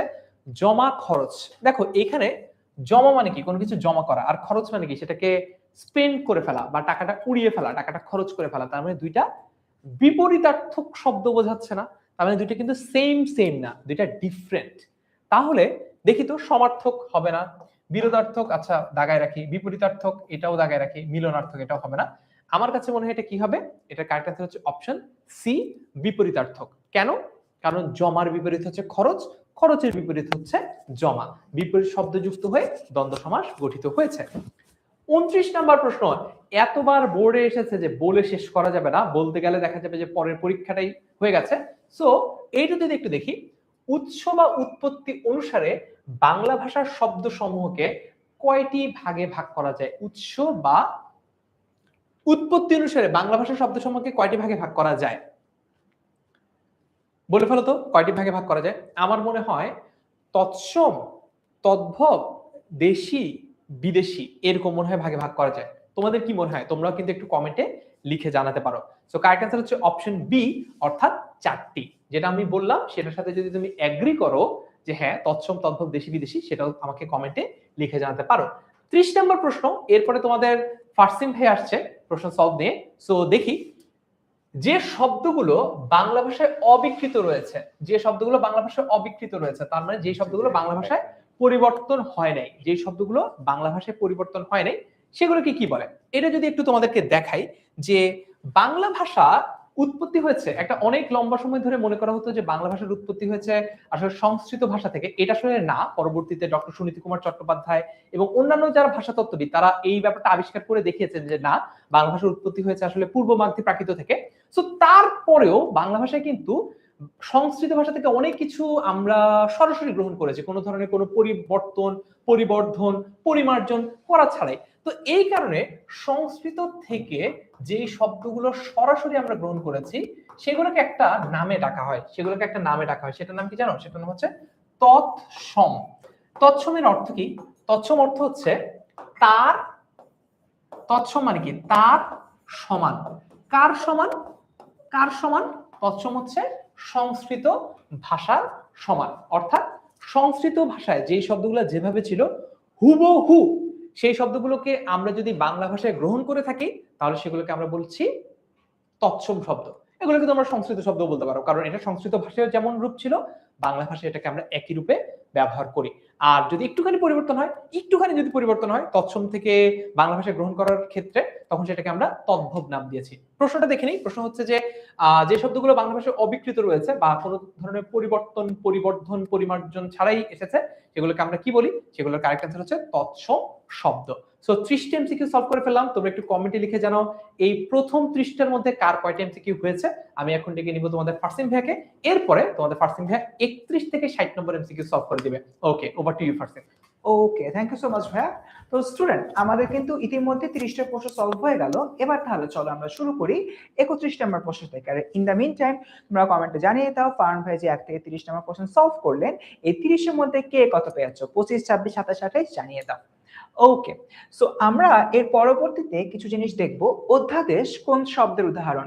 তদ্ভব শব্দ, অর্ধতৎসম, তৎসম শব্দ, বিদেশি শব্দ। বাচ্চারা, তোমাদেরকে একটা ছোট্ট জিনিস একটু অ্যালাইন করে দিই এখনই, সেটা হচ্ছে তোমাদের পাঠ্য বইয়ের মধ্যে কিছু উদাহরণ আছে, সেই উদাহরণ প্লাস তোমাদের যে অনুশীলনীটা রয়েছে প্রত্যেকটা অধ্যায় ভিত্তিক, তোমার তো অধ্যায় বলো না, পরিচ্ছেদ ভিত্তিক, এই তোমার অনুশীলনী আর হচ্ছে তোমাদের উদাহরণে যে সকল শব্দগুলোর নাম বলা হচ্ছে, যে কোনটা কোন শব্দ, ওই জিনিসগুলো একটু ভালো করে মেমোরাইজ করতে হবে। কারণ তোমাদের যে বোর্ড পরীক্ষাটা অনুষ্ঠিত হবে আগামী পরশুদিন, সেখানে কিন্তু আসলে এটার বাইরের থেকে আর কোনো প্রশ্ন আসবে না, এটা মাথায় রেখো। আর বিগত বছর পরশুদিন আমরা সলভ করিয়ে দিচ্ছি। ওকে, তো অধ্যাদেশ কোন শব্দের উদাহরণ? ইন দ্য মিন টাইম তোমরা সবাই অ্যান্সার দিয়ে ফেলেছো, এটা হচ্ছে আমার তৎসম শব্দ। গেল। এরপর দেখি নিচের কোনটি তৎসম শব্দ, কোন নিচের কোনগুলো তৎসম শব্দ? আমরা এই জিনিসটা বের করার একটা কিন্তু সিস্টেম রয়েছে। আমরা হলো আগে অপশনগুলো দেখি। যে সকল শব্দগুলো দেখবে একটু কঠিন হচ্ছে উচ্চারণ করতে বা বানানগুলো একটু কঠিন হচ্ছে, ওগুলোকে কিন্তু তোমরা তৎসম শব্দ বা সংস্কৃত শব্দ এই ধরনের ক্যাটাগরাইজ করতে পারি। সো দেখি পত্র, কেষ্ট, ডাব, সমুদ্র, তারপর খতে রয়েছে তোপর, বসুন্ধরা, নক্ষত্র, অনল, আকাশ, বৃক্ষ, গৃহ, পৃথিবী, আর ঘতে রয়েছে সূর্য, চন্দ্র, সাপ, গিন্নি। তো উত্তর দেখি।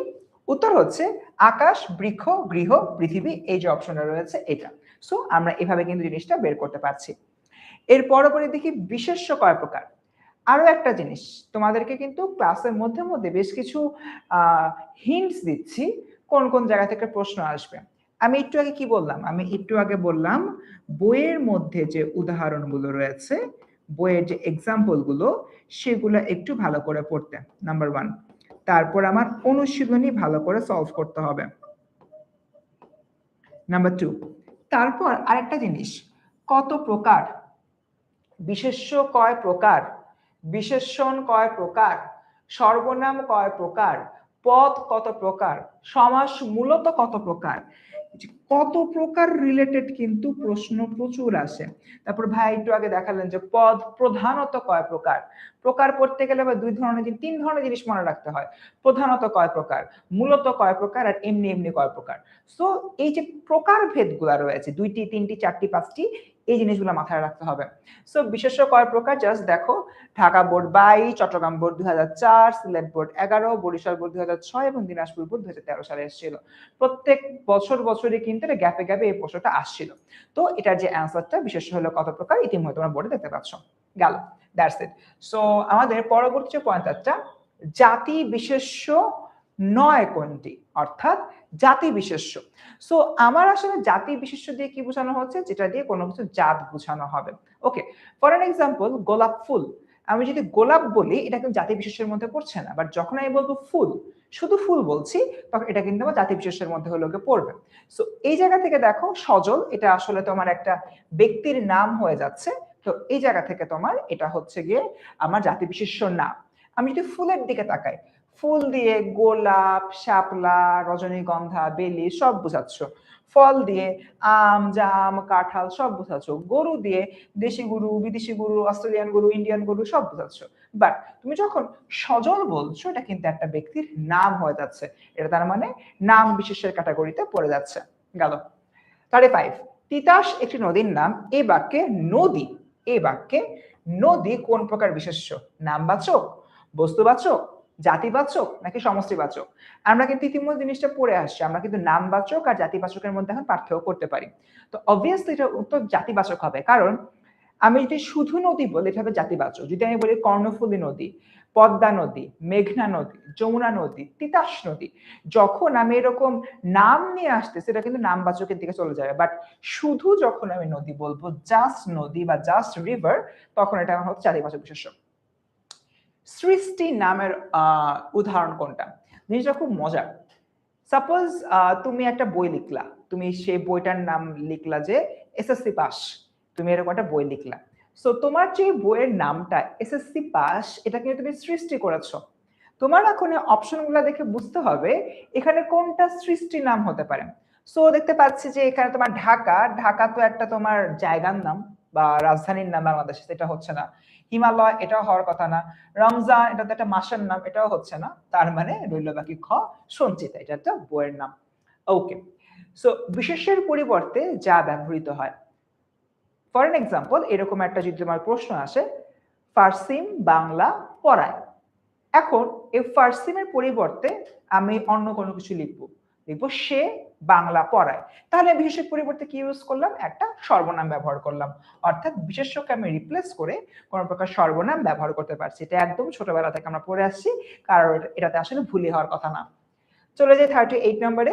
বিশেষ্যের মতো সর্বনামের সঙ্গেও কি যুক্ত হয়? অর্থাৎ বিশেষ্যের সাথে এমন একটা জিনিস যুক্ত হয় যেটা সর্বনামের সঙ্গে যুক্ত হচ্ছে। অপশন: বিভক্তি ও সমাস, বিভক্তি ও নির্দেশক, নির্দেশক ও কারক, কারক ও বচন। তো বিশেষ্যের মতো সর্বনামের সঙ্গে কি যুক্ত হয়? অ্যান্সার হচ্ছে বিভক্তি ও নির্দেশক। আচ্ছা, আমি তোমাদের একটা উদাহরণ দিয়ে বুঝাই। সাপোজ রাহাত, আমি যদি রাহাত এই শব্দটা নেই, কোন একটা ব্যক্তির নাম বোঝাচ্ছি, তার মানে এটা বিশেষ্য হচ্ছে। আরেকটা কি সর্বনাম, সর্বনাম কি বোঝাচ্ছে আমি? সে। ফর এন এক্সাম্পল, একটা সেকেন্ড, শের বানানটা ঠিক করে ফেলি।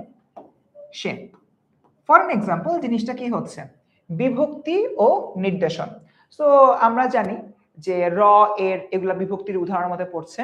আমি যদি রাহাতের সাথে যুক্ত করি, রাহাতের বইটা দাও, দেখো রাহাত যোগ এর, তার মানে আমার কিন্তু এরটা চলে আসতেছে, যেটা ইভেন্চুয়ালি একটা বিভক্তি। ওকে, আবার যদি বলি নির্দেশক করে, রাহাত রাহাতকে বইটা দাও, যে কেটা যদি আমি নিয়ে আসতেছি, এক্ষেত্রে এটা কিন্তু বিভক্তির মধ্যে চলে আসছে। একইভাবে সে, এটাকে আমরা পরিবর্তন করে বলতে পারি তার বইটা দাও। সো এভাবে কিন্তু আমরা এই যে বিশেষ্যের সাথেও বিভক্তিকে সংযুক্ত করতে পারছি, সে বা সর্বনামের সাথেও বিভক্তি ও নির্দেশককে সংযুক্ত করতে পারছি। এরপর দিকে 39, ব্যক্তিবাচক সর্বনাম কত ধরনের? আমি বারবার বলছিলাম তোমাদের যে প্রকার ভেদের বিষয়টা রয়েছে, এটা বাবারা একটু ভালো করে পড়তে হবে। তুমি যদি এই জিনিসটা মিস আউট করে ফেলো তাহলে কিন্তু একটু সমস্যা হয়ে যাচ্ছে। ঠিক আছে, তো আমরা এটা মাথায় রাখবো। বইয়ের থেকে ডিরেক্ট প্রশ্ন, এগুলো থেকে আর কোনো সমস্যা নাই। সো ব্যক্তিবাচক সর্বনাম কত প্রকার? অ্যান্সার হচ্ছে কি তোমার খ, 3 প্রকার। বক্তা পক্ষের সর্বনামের উদাহরণ কোনটা? তুমি উত্তর দাও। এফাকে তোমাদের একটা কথা বলি, বাংলা দ্বিতীয় পত্র এমন একটা সাবজেক্ট যেখানে বিগত বছরের প্রশ্নের পাশাপাশি অনুশীলনী প্রশ্ন এবং হচ্ছে তোমাদের যে বইয়ের ভিতরে যে এক্সাম্পল গুলো রয়েছে, এক্সাম্পল, এই তিনটা জিনিস, অর্থাৎ লাস্ট ইয়ারের বোর্ড কোশ্চেন, অনুশীলনীর প্রশ্ন আর বইয়ের ভিতরে এক্সাম্পল, এগুলো যারা সলভ করবা তাদের শতভাগ আসলে কমন আসে। এবং এরকম একটা জায়গা থেকে আমাদের এন্টার স্লাইড গুলো কিন্তু এই তিনটা জিনিসের উপরে বেস করে তৈরি করা হয়েছে। তো আল্লাহ ভরসা, ইনশাআল্লাহ যারা যারা ঠিকঠাক মতো প্র্যাকটিস করবা তারা পরীক্ষার হলে আল্লাহর ইচ্ছা থাকলে কমন পেয়ে যাবা।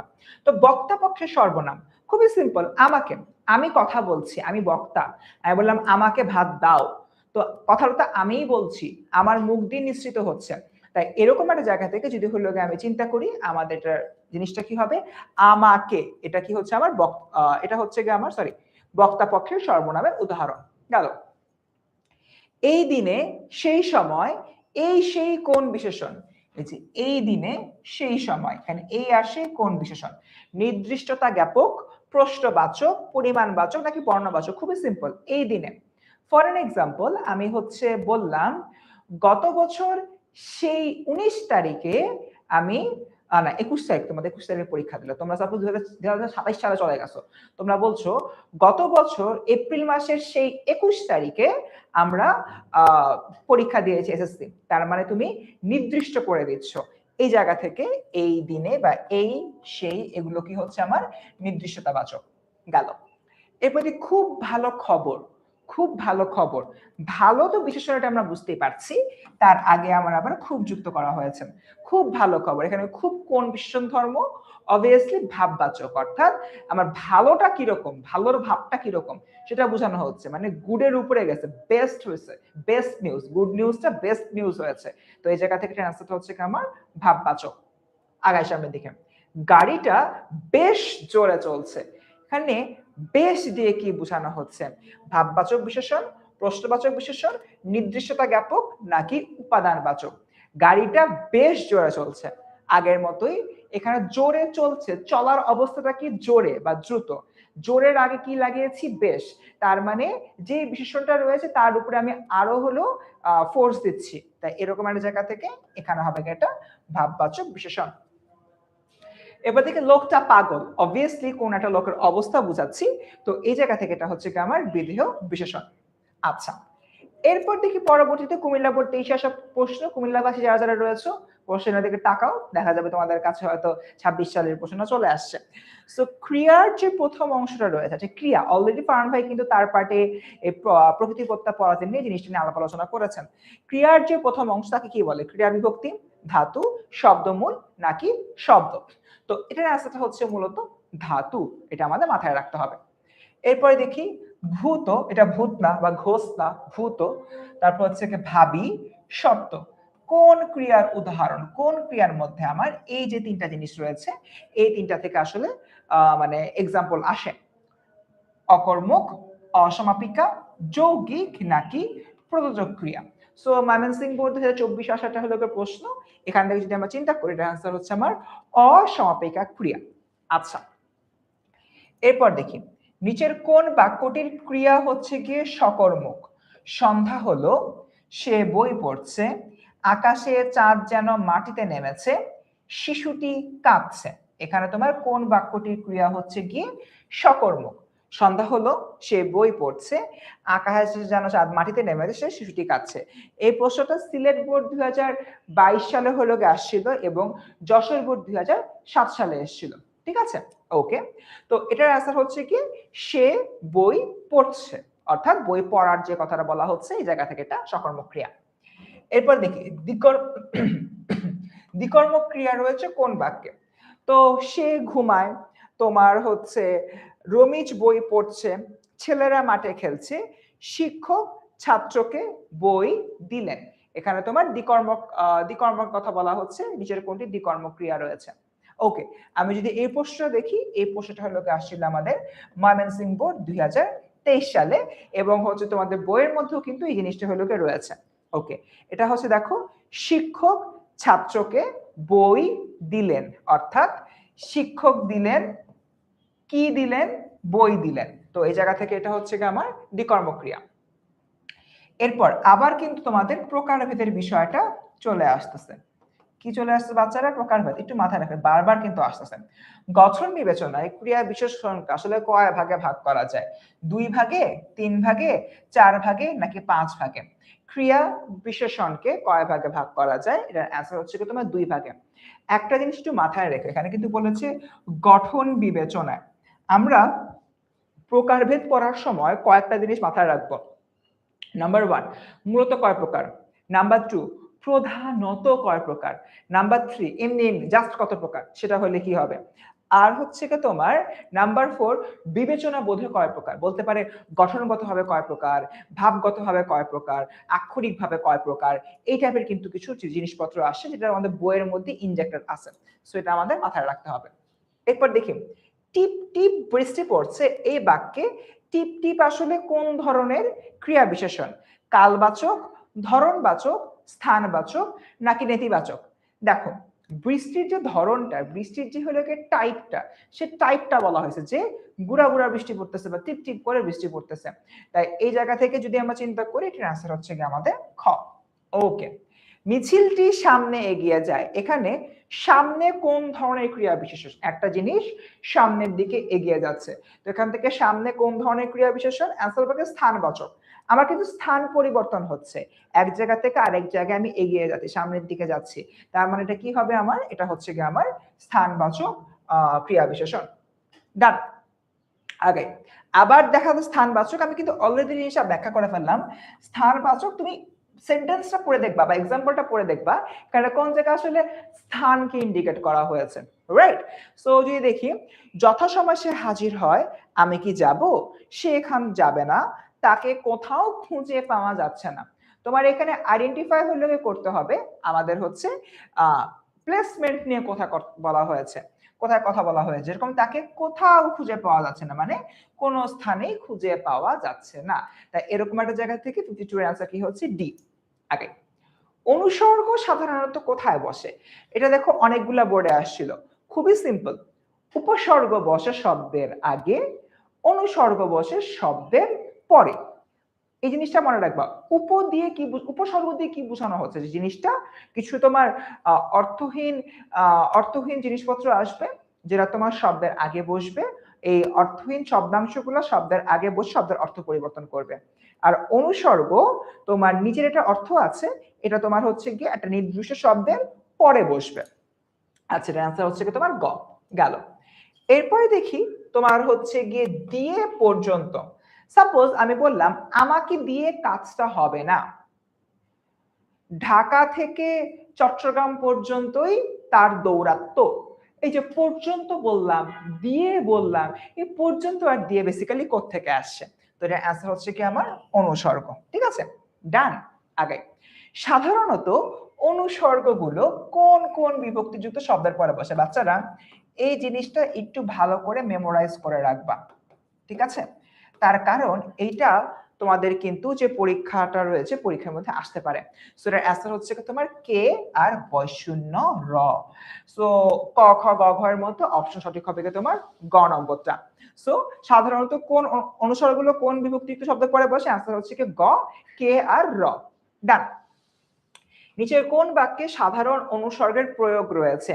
জিনিসপত্রের দাম বেড়েছে কারণ চাহিদা বেশি, যদি রোদ ওঠে তবে রওনা দেব, বসার জায়গা সময় নেই তাই যেতে হচ্ছে, কার কাছে গেলে জানা যাবে। এখানে কি বলেছে? সাধারণ অনুসর্গ, জেনারেল ওয়েতে কোনটা ব্যবহার করা হয়েছে। সো এটা অ্যাকচুয়ালি তোমার আলাদা করে ব্যাখ্যা বিশ্লেষণের কিছু নাই, এটার যে উত্তরটা তোমাদের বইয়ের মধ্যে ডিরেক্ট দেওয়া রয়েছে। অ্যান্সার হচ্ছে কার কাছে গেলে জানা যাবে। আগে দূর, এ কথা কি বলতে আছে? এখানে দূর বলতে কি বোঝানো হচ্ছে? খুবই হলো কি সিম্পল, যদি এটা অলংকার হিসাবে যুক্ত করা হয়েছে। আমি যদি সিম্পলি এই দূর শব্দটা হলো বাদ দিয়ে এতটুকুনি চিন্তা করি, আমি বললাম যে এ কথা কি বলতে আছে, এটা দিয়ে যে ভাবটা হলো প্রকাশ করতেছে, যখন আমি দূর শব্দটা যুক্ত করতেছি, তখন কিন্তু আমি একই ভাব প্রকাশ করেছি, দূর এ কথা কি বলতে আছে। তার মানে এখানে দূর শব্দটা অতিরিক্ত একটা অলংকার হিসেবে যুক্ত হয়েছে। তাই এই জায়গা থেকে এটার অ্যান্সারটা কি হবে? আবার অ্যান্সার হবে কি গ। আগাই থাককে, ওসব কথা থাক। বাক্যটিতে কোন ধরনের আবেগ শব্দের প্রয়োগ হয়েছে? বিরক্তি, অলংকার, সম্বোধন নাকি সিদ্ধান্ত? আমরা অনেক সময় বলি না থাক বাদ দাও, ওইসব কথা বলে হলো লাভ নাই। সো এখানেও একইভাবে ওসব কথা থাক, এটা দিয়ে আমি যে মিনিংটা হলো গিয়ে বুঝাই, যখন হচ্ছে গিয়ে তোমাদের এখান থেকে থাকবে এরকম কোনো কিছু নিয়ে আসতেছি, তার মানে এটাও অ্যাকচুয়ালি আমার একটা অলংকার হিসেবেই যুক্ত হচ্ছে। মানে থাকবে শব্দটা না যুক্ত করলে তো প্যারা নাই, একই তো ভাব প্রকাশ করতেছি, একই তো মিনিং প্রকাশ করতেছি, বাট যোগ করছি, তার মানে এটাকে একটা অলংকার। 59 60 পরে আবার তোমার ভাই চলে আসবে। জ্বালা, তোমাকে নিয়ে আর পারি না, এ বাক্যে কোন শব্দের ব্যবহার হয়েছে? যশোর বোর্ড 12তে আসা প্রশ্ন। অনুকার, সমুচ্চয়, অনুসর্গ নাকি আবেগ? সো এটার অ্যান্সার হচ্ছে কি তোমার আবেগ। অনেক সময় হচ্ছে কি মারা বলে না জ্বালা রে তোকে নিয়ে আর পারি না, অর্থাৎ তার কিন্তু এক ধরনের আবেগ ভাব এখানে প্রকাশ হচ্ছে। সো এই জায়গা থেকে আমরা এখানে কোন ধরনের বলতে পারি? আবেগ বলতে পারি। এরপর দেখা হচ্ছে কি 60, নিচের কোন বাক্যে অলংকার আবেগ বনে আছে? তোমার অলংকারের ক্ষেত্রে ওই জিনিসটা হলো মনে রাখবা, তোমার ভাবটা কি প্রকাশ হচ্ছে, ওই শব্দটা যুক্ত করলে ভাবে কোনো পরিবর্তন আসতেছে কিনা, যদি পরিবর্তন না আসে এটা হবে কি আমার অলংকার। সো দেখি কোন বাক্যে অলংকার রয়েছে? বাহ চমৎকার লিখেছো। আরে তুমি আবার কখন এলে? যাগ্গে ওসব কথা থাক, বেশ তবে যাওয়াই হোক। একটু আগে বেসিক্যালি বলে আসছি, যেরকম বাহ চমৎকার লিখেছো, এখানে বাহা দিয়ে তোমার হলো আশ্চর্য প্রকাশ করা হচ্ছে। আরে তুমি আবার কখন এলে, এখানে আরে দিয়ে বোঝানো হচ্ছে আরে এত অবাক হলাম, তোমার তো আসার কথা ছিল না, ওই অ্যামাজড হওয়ার জায়গাটা বোঝানো হচ্ছে। তবে যাওয়াই যাক, বেশ মানে সম্মতি জ্ঞাপনের বিষয়টা এখানে প্রকাশ করা হচ্ছে। বাট যাককে এটা দিয়ে কিন্তু পরের যে সেন্টেন্সটা ওসব কথা থাক, এখানে কোনো কিছু তোমার সংযুক্ত বিযুক্ত মানে কোনো অর্থের পরিবর্তন কিছুই হচ্ছে না। তাই এই জায়গা থেকে এটা কি হচ্ছে, কেমন অলংকার আবেগ রয়েছে। তো চলে আসে 61-এ, আবার চলে গেলাম ফারহান ভাইয়ের কাছ থেকে। ভাইয়া অনেক ধন্যবাদ ফারসিমকে। সো আমি একটা প্রশ্নের আগের ব্যাখ্যাটা থেকে যদি একটু শুরু করি, যে এটাকে কেন অলংকার আবেগ বলা হচ্ছে, এটা যদি একটু বোঝাই, সেটা হচ্ছে যে দেখো, মনে করো তোমাকে একটা বিয়েতে দাওয়াত দেওয়া হয়েছে, তো তুমি ওই বিয়েটাতে অনেক অলংকার পরে গেছো, আর তোমার আরেকজন বন্ধু হয়তো বা কোনো অলংকার পরেই যায়নি, কিন্তু তাতে কিন্তু বিয়েতে তুমি গিয়েছো অথবা তোমার বন্ধু গিয়েছে কিনা এটার আউটকামে কোনো পরিবর্তনই আসে না। অর্থাৎ যেই পরিবার তোমাকে দাওয়াত দিয়েছে সে তুমি অলংকার পরে গেলেও যতটুকু খুশি হবে, অলংকার না পরে গেলেও ততটুকুই খুশি হবে। এক্স্যাক্টলি এরকমটাই যখন একটা বাক্যের ক্ষেত্রে হয়, যখন এরকম কোনো শব্দ সেটা বসলেও যখন কিছু আসে যায় না, না বসলেও যখন কিছু আসে যায় না, তখন সেটাকে অলংকার আবেগ বলে। এই কারণে দেখো এখানে যাগ্গে ওসব কথা থাক, আমি যদি এইটা বাদ দিয়েও দিতাম, আমি যদি সিম্পলি বলতাম ওসব কথা থাক, তাহলেও বাক্যটার অর্থ একই থাকতো।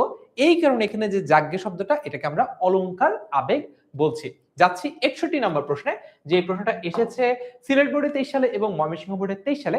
তার আগে তোমরা একটু তোমাদের কিছু জিনিস আরেকবার একটু রিমাইন্ডার দিয়ে দিই, অনেকে হয়তো বা পরে জয়েন করেছো। আমাদের ইউটিউবে কিন্তু তোমরা পুরো নির্মিতির প্রত্যেকটা টপিক কিভাবে লিখতে হয়, কোন ফরম্যাটে লিখতে হয়, কোন স্ট্রাকচারে লিখতে হয়, নিয়মগুলো কি কি সেগুলো পাবে। আমি যদি একটু দেখাই তোমাদেরকে, আর যারা এখনো লাইভটা শেয়ার দাও না, লাইভটা শেয়ার দাও, না হলে কিন্তু পরবর্তীতে যদি তুমি সাজেশন না পাও বা যদি কোনো প্রশ্নের উত্তর তোমার বাকি থেকে যায়, আমি তোমাকে পরে খুঁজে বের করতে পারবো না। যেটা করবা সেটা হচ্ছে ইউটিউবে যাবা, ইউটিউবে গিয়ে তুমি কোন চ্যানেলটাতে আসবা, ইউটিউবে গিয়ে তুমি 10ms ক্লাস 6 to 10 এই চ্যানেলটাতে আসবা। এই যে দেখো 10ms, এই যেটা 10ms ক্লাস 6 to 10 এই চ্যানেলটাতে আসবা। আসলা? ওকে, আসার পরে এখানে দেখো 2.2 মিলিয়ন ফলোয়ার্স আছে এই চ্যানেলটার। সো এটা সাবস্ক্রাইব করে ফেলবা, তারপর হচ্ছে ঢুকবা। ঢোকার পরে তুমি যাবো হচ্ছে প্লেলিস্টে, গেলা প্লেলিস্টে গিয়ে তুমি দেখবা যে এসএসসি বাংলা সেকেন্ড পেপার নির্মিতি লেখার নিয়ম 6টা ভিডিও আছে এখানে, অর্থাৎ 6টা টপিকের উপর 6টা ভিডিও আছে। প্রতিবেদন, ভাব সম্প্রসারণ, চিঠি, রচনা, সারাংশ, আবেদনপত্র। অর্থাৎ এই প্লেলিস্টে যদি তুমি দেখো, তোমার কিন্তু ওভারঅল নির্মিতি লিখতে গিয়ে কোথাও আটকাতে হবে না। আচ্ছা, তারপরে আজকের ক্লাসের সাজেশনটা তো পাবাই।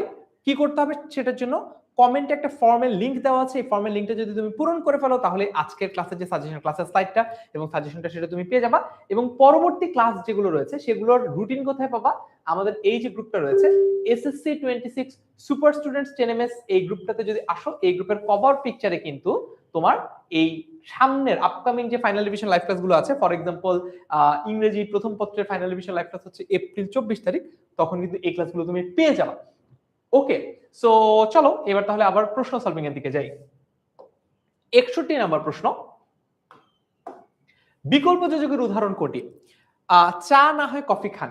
আমার উত্তর পেয়ে গেছি, চা না হয় কফি। বিকল্প মানে কি? বিকল্প মানে হচ্ছে অল্টারনেট। তার মানে ফারহান ভাইয়া না হয় ফারসিম ভাইয়া ক্লাস নেবে, এটাই হচ্ছে বিকল্প।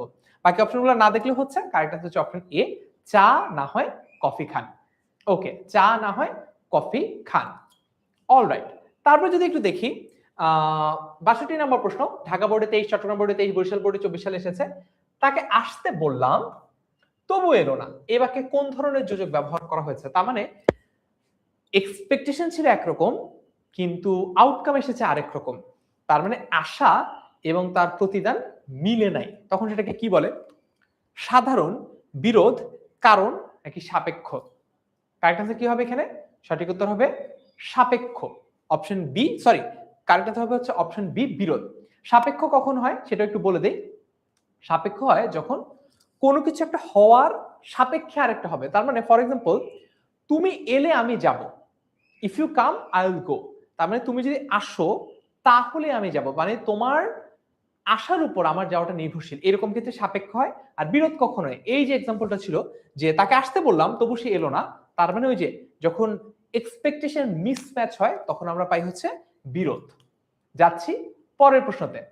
ওকে, কোনটি কারণ যোজকের উদাহরণ?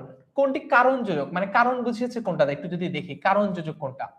লাল বা নীল কলমটি আনো, তাকে আসতে বললাম তবু এলো না, বসার সময় নেই তাই যেতে হচ্ছে, যত পড়ছি ততই নতুন করে জানছি। কি হবে কারেক্ট আনসার? যত পড়ছি ততই নতুন করে জানছি। সঠিক উত্তর হচ্ছে অপশন সি, অর্থাৎ বসার সময় নেই তাই যেতে হচ্ছে। তার মানে বসার সময় নেই, এই কারণে যেতে হচ্ছে, বসার সময় নেই এই কারণে যেতে হচ্ছে। 64 নম্বর প্রশ্ন, যতই পড়ছি ততই নতুন করে যাচ্ছি, এই বাক্যে কোন যোজকের উপস্থিতি আছে? কোন যোজক আছে? যতই পড়ছি ততই নতুন করে যাচ্ছি, এই বাক্যে কোন যোজকের উপস্থিতি আছে? কারেক্ট আনসার হচ্ছে অপশন বি, অর্থাৎ সাপেক্ষ যোজক। তার মানে ওই যে এইটার কারণে এটা হচ্ছে, বা এটার সাপেক্ষ, মানে এইটা হচ্ছে দেখেই, পড়ছি দেখেই নতুন করে জানছি, পড়ছি দেখেই নতুন করে জানতে পারছি। ওকে, ঠিক আছে। আচ্ছা, সো একটা জিনিস একটু বলে দেই, তোমরা যারা এখনো লাইভটা শেয়ার করো নাই তারা একটু লাইভটা শেয়ার করে ফেলো, কারণ তাহলে ক্লাসের মানে পরের পরীক্ষার আগে যখন তোমার এই ক্লাসে বিভিন্ন টপিক দেখা লাগবে, এমসিকিউ গুলো রিভাইজ করা লাগবে, অথবা আমাদের প্রতিবেদনটা কোথায় খুঁজে পাবা, ভাবপ্রাণটা কোথায় খুঁজে পাবা, আমি যে ভিডিওতে দেখিয়েছি এইটা কিন্তু না হলে পরে খুঁজে পেতে সমস্যা হতে পারে। এই জন্য লাইভটা এখনই নিজের পার্সোনাল ফেসবুক প্রোফাইল থেকে শেয়ার দিয়ে রাখো, তাহলে পরবর্তীতে এটা তুমি নিজেই খুঁজে পাবা। 65 নম্বর প্রশ্ন, নিচের কোনটি অক্রিয় বাক্য? অক্রিয় বাক্য মানে কি? অক্রিয় বাক্য মানে হচ্ছে যেখানে ক্রিয়া নাই, যেই বাক্যটাতে ক্রিয়া নাই। যেমন আমি ভালো ছেলে, এখানে কি নাই? এখানে কোনো ক্রিয়া নেই। আমি ভালো ছেলে হই যদি বলতাম তাহলে একটা ক্রিয়া পেতাম, আমি ভালো ছেলে, এখানে কোনো ক্রিয়া নেই। এক্সাম্পল দেখি, আমার মা চাকরি করেন, তো করেন একটা ক্রিয়া, এটা হবে না। তিনি বাংলাদেশের নাগরিক ছিলেন, এইটাও হবে না। তিনি বাংলাদেশের নাগরিক, yes this should be the correct answer. Roni রাতে রুটি খায়, এটাও ক্রিয়া।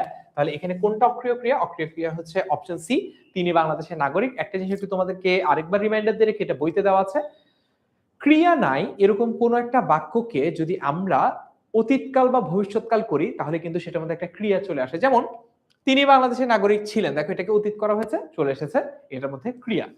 পরের প্রশ্নে যদি যাই, 66 নম্বর প্রশ্ন, বাক্যের বিধেয় অংশে ক্রিয়া থাকলে তাকে কি বলে? খুবই খুবই খুবই গুরুত্বপূর্ণ একটা প্রশ্ন, আমি ইম্পর্টেন্ট লিখে দেই।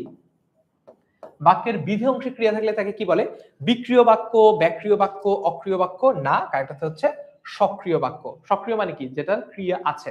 স মানে কি? স মানে হচ্ছে সহিত বা সাথে, ক্রিয়া সাথে আছে যার, সেই হচ্ছে সক্রিয় বাক্য। পরবর্তী প্রশ্নতে যদি যাই, পরের প্রশ্ন 67 নাম্বার, বক্তব্যের লক্ষ্য অনুযায়ী বাক্যকে কয়টি শ্রেণীতে বা কয়টি ভাগে ভাগ করা যায়? বইতে ভাগে ভাগ করা যায় লেখা আছে, এটার উত্তর হচ্ছে 4টি ভাগে ভাগ করা যায়। সো কারেক্ট হচ্ছে অপশন সি, 4 ভাগে ভাগ করা যায়।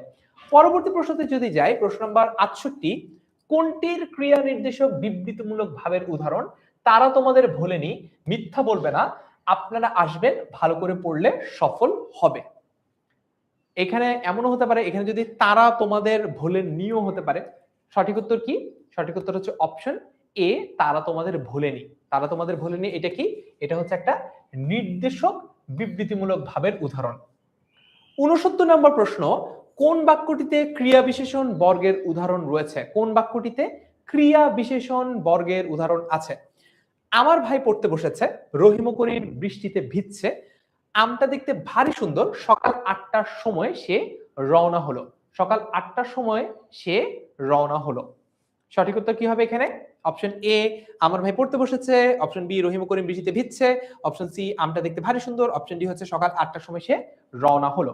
সঠিক উত্তর হচ্ছে অপশন ডি, সকাল 8টার সময় সে রওনা হলো। বইয়ের উদাহরণ, বইয়ের প্রত্যেকটা উদাহরণই গুরুত্বপূর্ণ, বইয়ের উদাহরণ প্রত্যেকটাই গুরুত্বপূর্ণ, কারণ তোমার বোর্ড এমসিকিউ বইয়ের উদাহরণের বাইরে আসবে না। 70 নম্বর প্রশ্ন, যেই শব্দগুচ্ছগুলো ক্রিয়া বিশেষণ হিসেবে কাজ করে সেগুলোকে কি বলে? ক্রিয়া বিশেষণ বর্গ। দেখি অপশনে আছে কিনা। ইয়াস, অপশনে দেখো অপশন সি আছে, ক্রিয়া বিশেষণ বর্গ। 71 নম্বর প্রশ্ন, আমি সকাল থেকে বসে আছি, বাক্যটিতে কি বিদ্যমান বা বাক্যটাতে কোন জিনিসটা আছে? আমি সকাল থেকে বসে আছি, ক্রিয়া বর্গ, বিশেষ্য বর্গ, ক্রিয়া বিশেষণ বর্গ নাকি বিশেষণ বর্গ? ক্রিয়া বর্গ, বিশেষ্য বর্গ, ক্রিয়া বিশেষণ বর্গ নাকি বিশেষণ বর্গ। সকাল থেকে বসে আছি। একটু আগেও একটা প্রশ্নে এই এক্সাম্পলটা পেয়েছিলাম। কারেক্ট আনসার হচ্ছে অপশন সি 3 নম্বর ক্রিয়া বিশেষণ বর্গ। ওই যে আমি 8টা থেকে বসে আছি, সকাল থেকে বসে আছি, এরকম। 72 নম্বর প্রশ্ন, বাক্যের বিধেয় অংশের ক্রিয়া প্রায় ক্ষেত্রেই কোন বর্গ তৈরি করে? বাক্যের বিধেয় অংশের ক্রিয়া প্রায় ক্ষেত্রেই কোন ধরনের বর্গ তৈরি করে? দেখি এটা কি হবে। কারেক্ট আনসার অপশন এ বিশেষ্য বর্গ, অপশন বি বিশেষণ বর্গ, ক্রিয়া বিশেষণ বর্গ নাকি ক্রিয়া বর্গ? বাক্যের বিধেয় অংশের ক্রিয়া কি তৈরি করবে? তাহলে ক্রিয়া বর্গ তৈরি করবে। খুবই সহজ। মাঝে মাঝে আমরা প্রশ্ন পড়ে ভাবি প্রশ্ন কঠিন, আসলে কিন্তু একদমই কঠিন না, সহজ প্রশ্ন এটা। 73 নম্বর প্রশ্ন, বিধেয় ক্রিয়ার বিশেষ অংশকে কি বলে? এইটা সুপার ইম্পর্টেন্ট, এইটা সুপার ইম্পর্টেন্ট।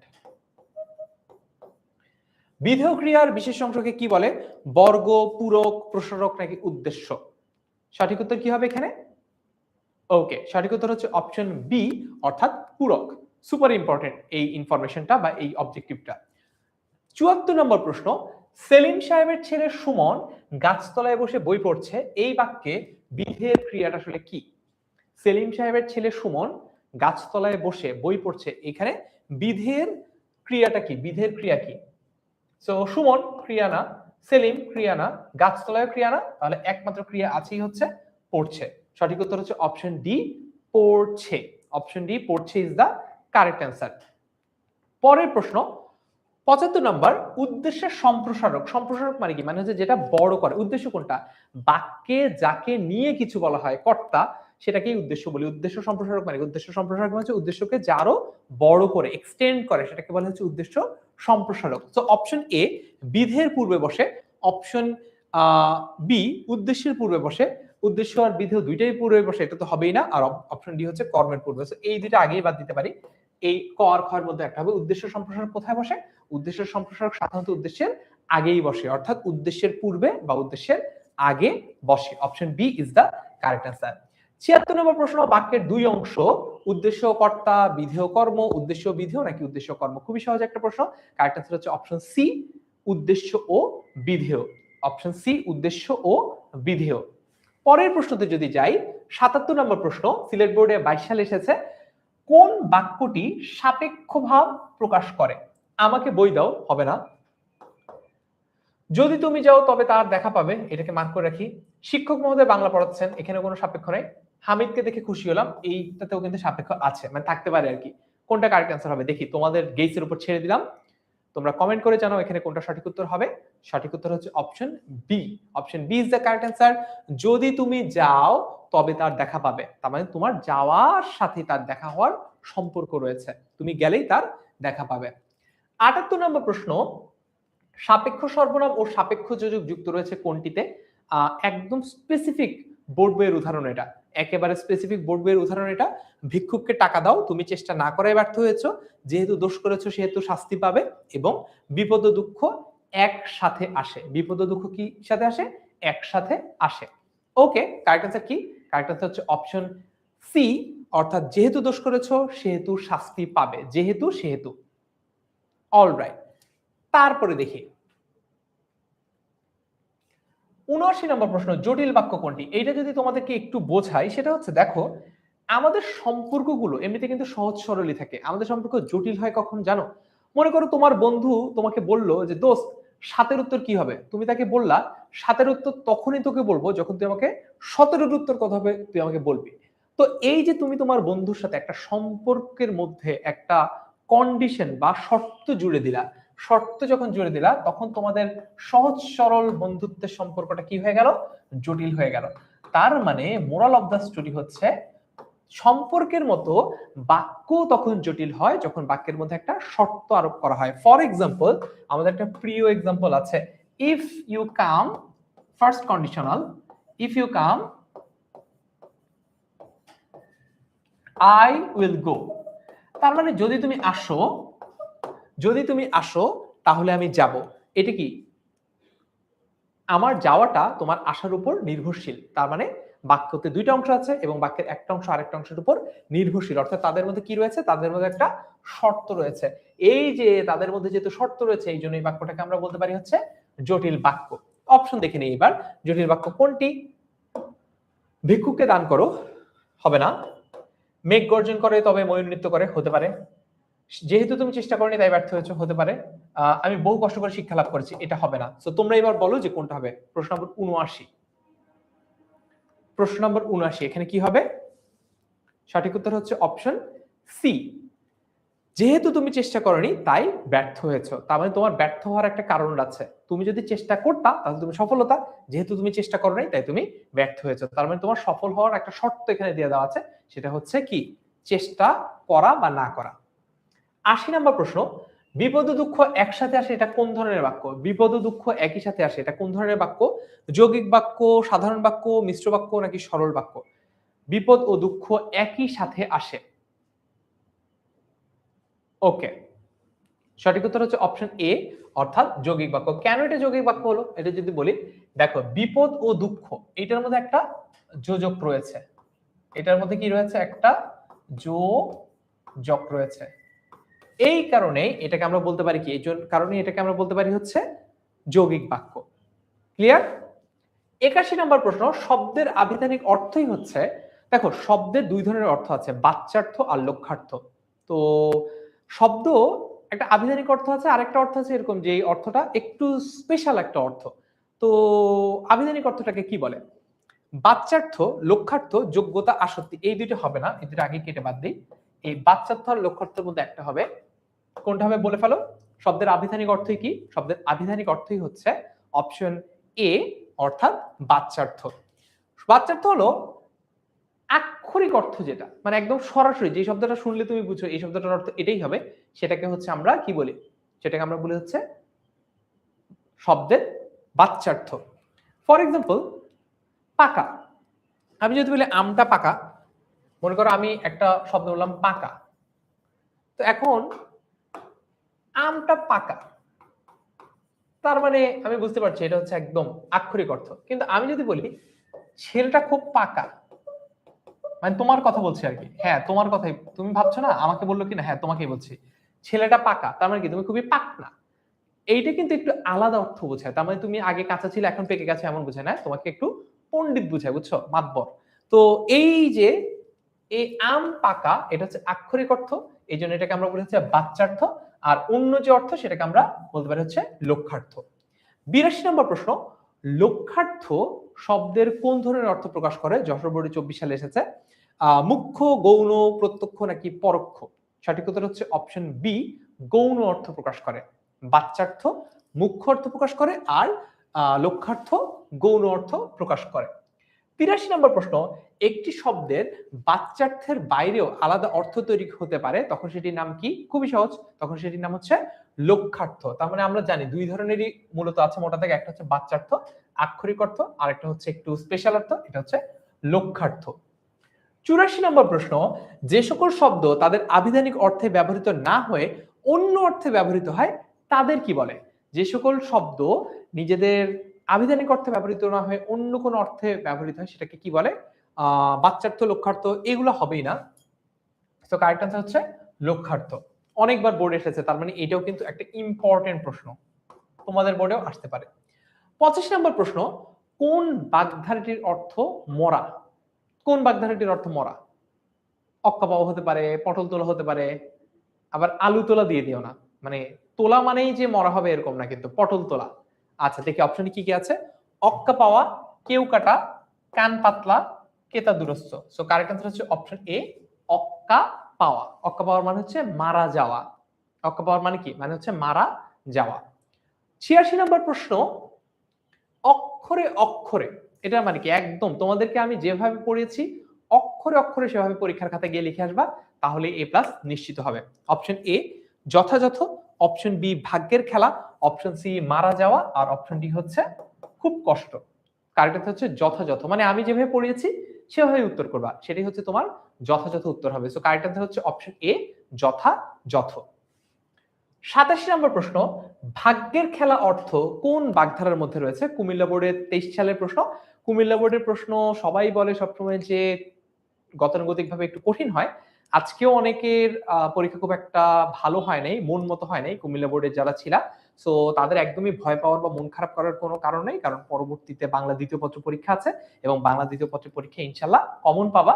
একটু পরে তোমাদের ফার্স্ট সেম ভাই আসবে রচনা কোনটা কোনটা ইম্পর্টেন্ট, অনুচ্ছেদ কোনটা কোনটা ইম্পর্টেন্ট, প্রতিবেদন, আবেদনপত্র, সারাংশ, সারমর্ম, ভাব সম্প্রসারণ, প্রত্যেকটা টপিকের কোন কোন গুলা পড়তে হবে এগুলো তোমাকে ফার্স্ট সেম ভাই একটু পরে আর অল্প কিছুক্ষণ পরে এসেই দেখাবে। তার আগে এটা একটু আমরা সলভ করে নেই। ভাগ্যের খেলা কোথায় আছে? অদৃষ্টের পরিহাস। অদৃশ্য মানে কি জানো? অদৃশ্য মানে হচ্ছে যেটা দেখা যায় না। কি দেখা যায় না? আমাদের ভাগ্যটা হচ্ছে দেখা যায় না। আমাদের যে কপাল, মানে এই কপালের কথা, মানে লিটারালি এই কপালের কথা বলছি না, মানে কপালকে লক্ষ্যার্থ হিসেবে বলছি না, বাচ্চার্থে বলছি। কপালের আরো তো অর্থ আছে, কপাল মানে ভাগ্য, ওই ভাগ্যকে অদৃষ্ট বলে। সো কারেক্ট আনসার হচ্ছে অপশন ডি, অদৃষ্টের পরিহাস। পরবর্তী প্রশ্ন ৮৮ নাম্বার, অন্ধ অনুকরণের সঠিক বাগধারা নিচের কোনটি? চট্টগ্রাম বোর্ডে 23 সালে এসেছে অন্ধ অনুকরণ। গৌরচন্দ্রিকা এটা মানে হচ্ছে ভূমিকা, সো এটা বাদ দিলাম। কলুর বলদ মানে কি? মানে হচ্ছে বুঝে না, কাজ করে যায়, খেটে মরে, এটাও হবে না। তেল মাখানো এইটাও না। লাস্ট একটাই বাকি হলো গড্ডলিকা প্রবাহ। গড্ডলিকা প্রবাহ মানে হচ্ছে ভেড়ার পালের মতো ছুটে যাওয়া, মানে ভেড়া কিন্তু কোনো কিছু দেখে না, বুঝে না, শোনে না, শুধু সামনের ভেড়াটা যেদিকে যায় পিছের ভেড়াটা সেদিকে যায়, পিছের ভেড়াটা যেদিকে যায় তার পিছের ভেড়াটাও সেদিকে যায়। এইটাকে বলা হচ্ছে অন্ধ অনুকরণ, তার মানে চোখ বন্ধ করে অনুকরণ করা, এটাকে গড্ডলিকা প্রবাহ বলে। এইটাই হচ্ছে কারেক্ট অ্যান্সার। 89 নম্বর প্রশ্ন, কোনটি গৃহ শব্দের সঠিক প্রতিশব্দ? এই ধরনের প্রশ্নগুলো কিন্তু খুবই গুরুত্বপূর্ণ। যেমন ঢাকা বোর্ডে আজকে একটা প্রশ্ন এসেছে যে বাতায়ন শব্দের অর্থ কি? আমরা যারা এটা জানতাম না বাতায়ন শব্দের অর্থ কি, বাতায়ন শব্দের অর্থ হচ্ছে জানালা, তার মানে বুঝতে পারছো এই ধরনের প্রশ্নগুলো কিন্তু তোমার পরীক্ষার জন্য গুরুত্বপূর্ণ, কারণ এই ধরনের প্রশ্ন দিয়ে টেস্ট করা হয় বোর্ডে কারা টপার হতে পারবে আর কারা শুধুমাত্র এ প্লাস নিয়ে সন্তুষ্ট থাকবে। এই ধরনের প্রশ্নগুলো কিন্তু এই বোর্ড টপার ডিসাইডার। সো কোনটি গৃহ শব্দের সঠিক প্রতিশব্দ? আলয়, উদ্ভব, নিবিড়, প্রগাঢ়। সঠিক উত্তর হচ্ছে আলয়, রাজার আলয়। ঠিক আছে, রাজার আলয়, তার মানে হচ্ছে রাজার ঘর, আলয়। সঠিক উত্তর হচ্ছে অপশন এ, আলয়। ওকে, পরবর্তী প্রশ্ন 90, চাঁদ শব্দের সমার্থক শব্দ কোনটি? তোমরা দেখবা একটু পরে আরো কিছু চাঁদ সম্পর্কিত বোর্ড প্রশ্ন এসেছে, বুঝবা যে চাঁদ এই শব্দটা কিন্তু প্রশ্নকর্তাদের জন্য একদম খুবই ফেভারিট একটা শব্দ। এখান থেকে একাধিকবার একাধিক বোর্ডে প্রশ্ন এসেছে। সো আমি এই পর্যন্ত সলভ করে চলে যাব, এরপর বাকিটা তোমাদেরকে ফার্স্ট সেম ভাই দেখাবে, আরো কিছু এমসিকিউ আছে, তারপর নির্মিতির টপিকগুলো সাজেশন তোমাদের ফার্স্ট সেম ভাই তোমাদেরকে দেখাবে। চাঁদ শব্দের সমার্থক শব্দ হচ্ছে প্রভা, শিখা, ইন্দু, পাথার। আমরা একটা শব্দ শিখেছি না, শুনেছি না, ইন্দুবালা। প্রভা মানে কি? প্রভা মানে হচ্ছে আলোক ছটা। শিখা মানেও আগুনের শিখা। তো সঠিক উত্তর কি হবে এখানে? সঠিক উত্তর হচ্ছে option C, Indu. Option C, Indu is the correct answer. So আমরা ইতোমধ্যে 90টা এমসিকিউ সলভ করে ফেলেছি। আশা করি তোমরা মোটামুটি প্রশ্নগুলো বুঝতে পেরেছো। কয়েকটা জিনিস একটু বলে নেই, তারপরে তোমাদের ফার্স্ট সেম ভাইয়ের কাছে চলে যাব। এক, আমাদের ইউটিউবে 10ms ক্লাস 6 to 10 এই ইউটিউব চ্যানেলে যদি তুমি যাও তাহলে কিন্তু তুমি সবগুলো নির্মিতির টপিক কোনটা কিভাবে লিখতে হয় সেটার একটা প্রপার গাইডলাইন পেয়ে যাবা, একদম ফুল ফ্লেজেড একটা প্লেলিস্ট তোমরা পেয়ে যাবা, সেটা তোমরা ফলো করতে পারো। তার পাশাপাশি তোমরা যারা আমাদের পেইড ব্যাচের স্টুডেন্ট তারা তাদের কোর্সের মধ্যে ঢুকে আমার কোর্সের মধ্যে গিয়ে যদি তুমি সিকিউ সলভ ফোল্ডারটাতে যাও, সেখানে বাংলা সেকেন্ড পেপারের একদম নির্মিতি সবগুলো একসাথে লেখার যে নিয়ম সেইটার ভিডিওটা পেয়ে যাবা। সেগুলা সাজেশন না, সেগুলোর হচ্ছে যে স্লাইডটা, একদম রিটেন যে স্লাইডটা সেটা পেয়ে যাবা। পাশাপাশি এই ভিডিওর এই ক্লাসের কমেন্টে তোমরা একটা ফর্মের লিংক পাবা, ফর্মের লিংকটা যদি পূরণ করো আজকের এই ক্লাসের স্লাইড পাশাপাশি হচ্ছে আমাদের পুরো বাংলা সেকেন্ড পেপার যে সাজেশন পুরোটুকুই পেয়ে যাবা। সো আমি তোমাদের ফার্স্ট সেম ভাইয়ের কাছে চলে যাচ্ছি, বাকি প্রশ্নের উত্তর দিবে তোমাদের ফার্স্ট সেম ভাইয়া। Okay, thank you so much Farhan ভাই। তো স্টুডেন্ট আমাদের কিন্তু অলমোস্ট যে 100 এমসিকিউ সলভ ওটার একদম শেষের দিকে চলে আসছি, নাম্বার 1। এন্ড তার বিপরীতে যদি আমরা চিন্তা করি আমাদের কিন্তু এরপরে শুরু হবে নির্মিতির ওয়ান শট সাজেশন। এবং আমি তোমাদেরকে মোটামুটি বলতে পারো আমাদের যে 70 মার্কের নির্মিতি সাজেশনটা থাকে ইভেনচুয়ালি এটা থেকে অ্যাটলিস্ট তোমার হচ্ছে 55 প্লাসের মতো কিন্তু মার্ক কমন চলে আসে। তো আল্লাহ ভরসা, দেখা যাক কি হয়। Let's start. আচ্ছা, সো আমি যদি হলো গিয়ে চিন্তা করি আমাদের পরবর্তী যে বিষয়টা চাঁদ, চাঁদ শব্দের প্রতিশব্দ নিচের কোনটা? তো একটু আগে কিন্তু ফারহান ভাইয়া একটা খুব সুন্দর জিনিস হলো গিয়ে বলেছেন, সেটা হচ্ছে আমাদের এই যে চাঁদ শব্দটা রয়েছে এটা হলো গিয়ে পরীক্ষকদের কাছে খুবই একটা মানে প্রিয় একটা শব্দ। সো দেখা যায় যে আমাদের এই চাঁদ থেকে কিন্তু বারবার বারবার প্রশ্ন আসে। সো এটা আমাদের মাথায় রাখতে হবে। তো দেখি নিশাকর, বৃত্তান্ত, সদন, গহন। তো বৃত্তান্ত বলতে আসলে কোনো কিছু ডেসক্রিপশন দেওয়া হচ্ছে কি এরকম, নাম্বার 1। নাম্বার 2 হচ্ছে কি তোমার সদন এবং গহন এই দুটো দিয়ে একটা দিয়ে আসলে তোমার চাঁদের জিনিসটাকে বোঝায় না। তো এদিকে নিশাকর, নিশা তো অ্যাকচুয়ালি তোমরা মানে ওয়েল অ্যালাইন্ড, নিশা দিয়ে কি বোঝানো হয়, রাতের কথা বোঝানো হয়। তাই আমরা যদি এদিক থেকে চিন্তা করি এখানে তোমার কি হবে, অ্যান্সার হচ্ছে কি নিশাকর। ওকে, এরপর দেখি চাঁদ শব্দের আরো একটা তোমার শব্দ জিজ্ঞেস করেছে। তো ভানু, ভানু আমরা হচ্ছে জানি না রবীন্দ্রনাথ তার যে হলো গিয়ে ছদ্মনাম ভানু সিংহ। তো ভানু, ভানু দিয়ে আসলে তোমার সূর্যকে বোঝানো হয়। ভূধর, ভূধর দিয়ে আসলে তোমার পৃথিবীকে বোঝানো হয়। সুধাংশু দিয়ে কি বোঝানো হয় দেখা যাক, সবিতা দিয়ে কি বোঝানো হয়, দ্য অ্যান্সার ইজ চাঁদ দিয়ে আসলে তোমার যে সুধাংশুর ব্যাপারটা রয়েছে সেই সুধাংশুর ব্যাপারটা বেসিক্যালি এখানে বোঝানো হয়েছে। সো হোপফুলি তোমরা এই জিনিসটা ক্লিয়ারলি বুঝতে পেরেছো। আগাই সামনের দিকে, উপশম, উপশম আমরা বলি না ব্যথা অনেক, তারপর ডাক্তার তোমার বৈদ্য দিল, ওষুধ দিল, তারপর বললাম যাক আলহামদুলিল্লাহ ব্যথাটার উপশম হয়েছে। সো আমরা যখন বলি ব্যথার উপশম হয়েছে এটা দিয়ে আসলে আমি কমা বুঝাই। এখন বাবারা একটু যদি তুমি লক্ষ্য করো এখানে কি বলতেছে যে এই কমার বিপরীতার্থক শব্দ কি, বাড়া। তখন দেখি প্রথমেই বাড়া, ক দেওয়াই আছে বৃদ্ধি। সো উপশম এটার অ্যান্সার হবে কি আমার ক, বৃদ্ধি। আগাই, ওস্তাদ মানে বস, যেরকম ফারহান ভাই আমার ওস্তাদ, ঠিক আছে। সো এই জায়গা থেকে ওস্তাদের বিপরীত শব্দ কি হবে, আমি ফারহান ভাইয়ের জুনিয়র, আমি তাকে অনুকরণ করি, আমি তার শিষ্য, আমি তার শাগরেদ। তো দেখে শাগরেদ কোথায় আছে, গুরু দিয়ে ওস্তাদ বুঝায়, ওস্তাদ দিয়ে ওস্তাদ যে বুঝায়, সাথী তো মানে পার্টনার, পার্টনার না এখানে, অ্যান্সার উইল বি শাগরেদ মানে গ, গরুর গ, ঠিক আছে। গেল, আগাই সামনের দিকে। কৃত্রিম, কৃত্রিম বলতে কোনো কিছুর স্বাভাবিকতাকে বোঝানো হচ্ছে, সরি কোনো হচ্ছে তোমার ইয়াকে বোঝানো হয়, কি বলো এটাকে, যেটা হচ্ছে গিয়ে তোমার মানে কেমিক্যাল টাইপের বা হচ্ছে গিয়ে তোমার যেটার মধ্যে ন্যাচারাল ভাইবটা নাই। সো কৃত্রিম দিয়ে এটার বিপরীত শব্দ কি হচ্ছে কি আমার স্বাভাবিক, বক্র না, নকল না, কৃত্রিমতাও না। সো অ্যান্সার ইজ স্বাভাবিক, ঠিক আছে, ডান। আগাই, গুরু, গুরু শব্দটার মানে বিপরীত কি আমি তোমাদেরকে ব্যাখ্যা করতেছি। সো গুরুতত্ত্ব, গুড়ি, গুড়ার্থ নাকি ব্যক্ত, গুরু, গুরু শব্দটা দিয়ে আসলে তোমার কি বোঝানো হয় যদি হলো আমরা একটু দেখি, গুরু দিয়ে আসলে তোমার লুকায়িত বা গুপ্ত গুপ্ত বোঝানো হয়, ঠিক আছে, বা দুর্বোধ্য বা রহস্যময় কোনো কিছু বোঝানো হচ্ছে। যার বিপরীতে ব্যক্ত অর্থ হলো গিয়ে গুপ্ত নয়, ব্যাপিত, প্রকাশিত, ঠিক আছে। সো এরকম একটা জায়গা থেকে গুরু এর বিপরীত শব্দ হচ্ছে কি আমার বেসিক্যালি ব্যক্ত। গুরু দিয়ে কি বুঝে বাবারা, গুরু দিয়ে তোমার বোঝানো হয় ব্যক্ত। ওকে, রাইট। আগাই, গর্ব, খুবই সিম্পল, গর্ব আমি প্রাউড ফিল করতেছি, আমার অহংকার হচ্ছে, ইয়েস আমার আজকে পরীক্ষা অনেক ভালো হয়েছে, আমার মতো স্টুডেন্টই হয় না, এই টাইপের বাইক মাথার মধ্যে চলে আসছে। তো এরকম একটা জায়গাতে গুরু শব্দের অর্থ কি, এটা অর্থ হচ্ছে কি আমার অহংকার। এরপর দেখি গাথা, গাথা শব্দের অর্থ কি, গ্রন্থন, কাহিনী, গেথে যাওয়া, বোকা।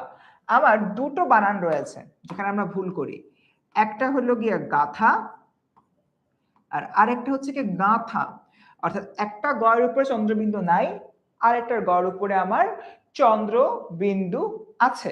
তাই এরকম একটা জায়গা থেকে দুইটার অ্যান্সার, দুইটার অর্থ হলো কি ভিন্ন ভিন্ন। এটা উত্তরটা কি হবে, কাহিনী।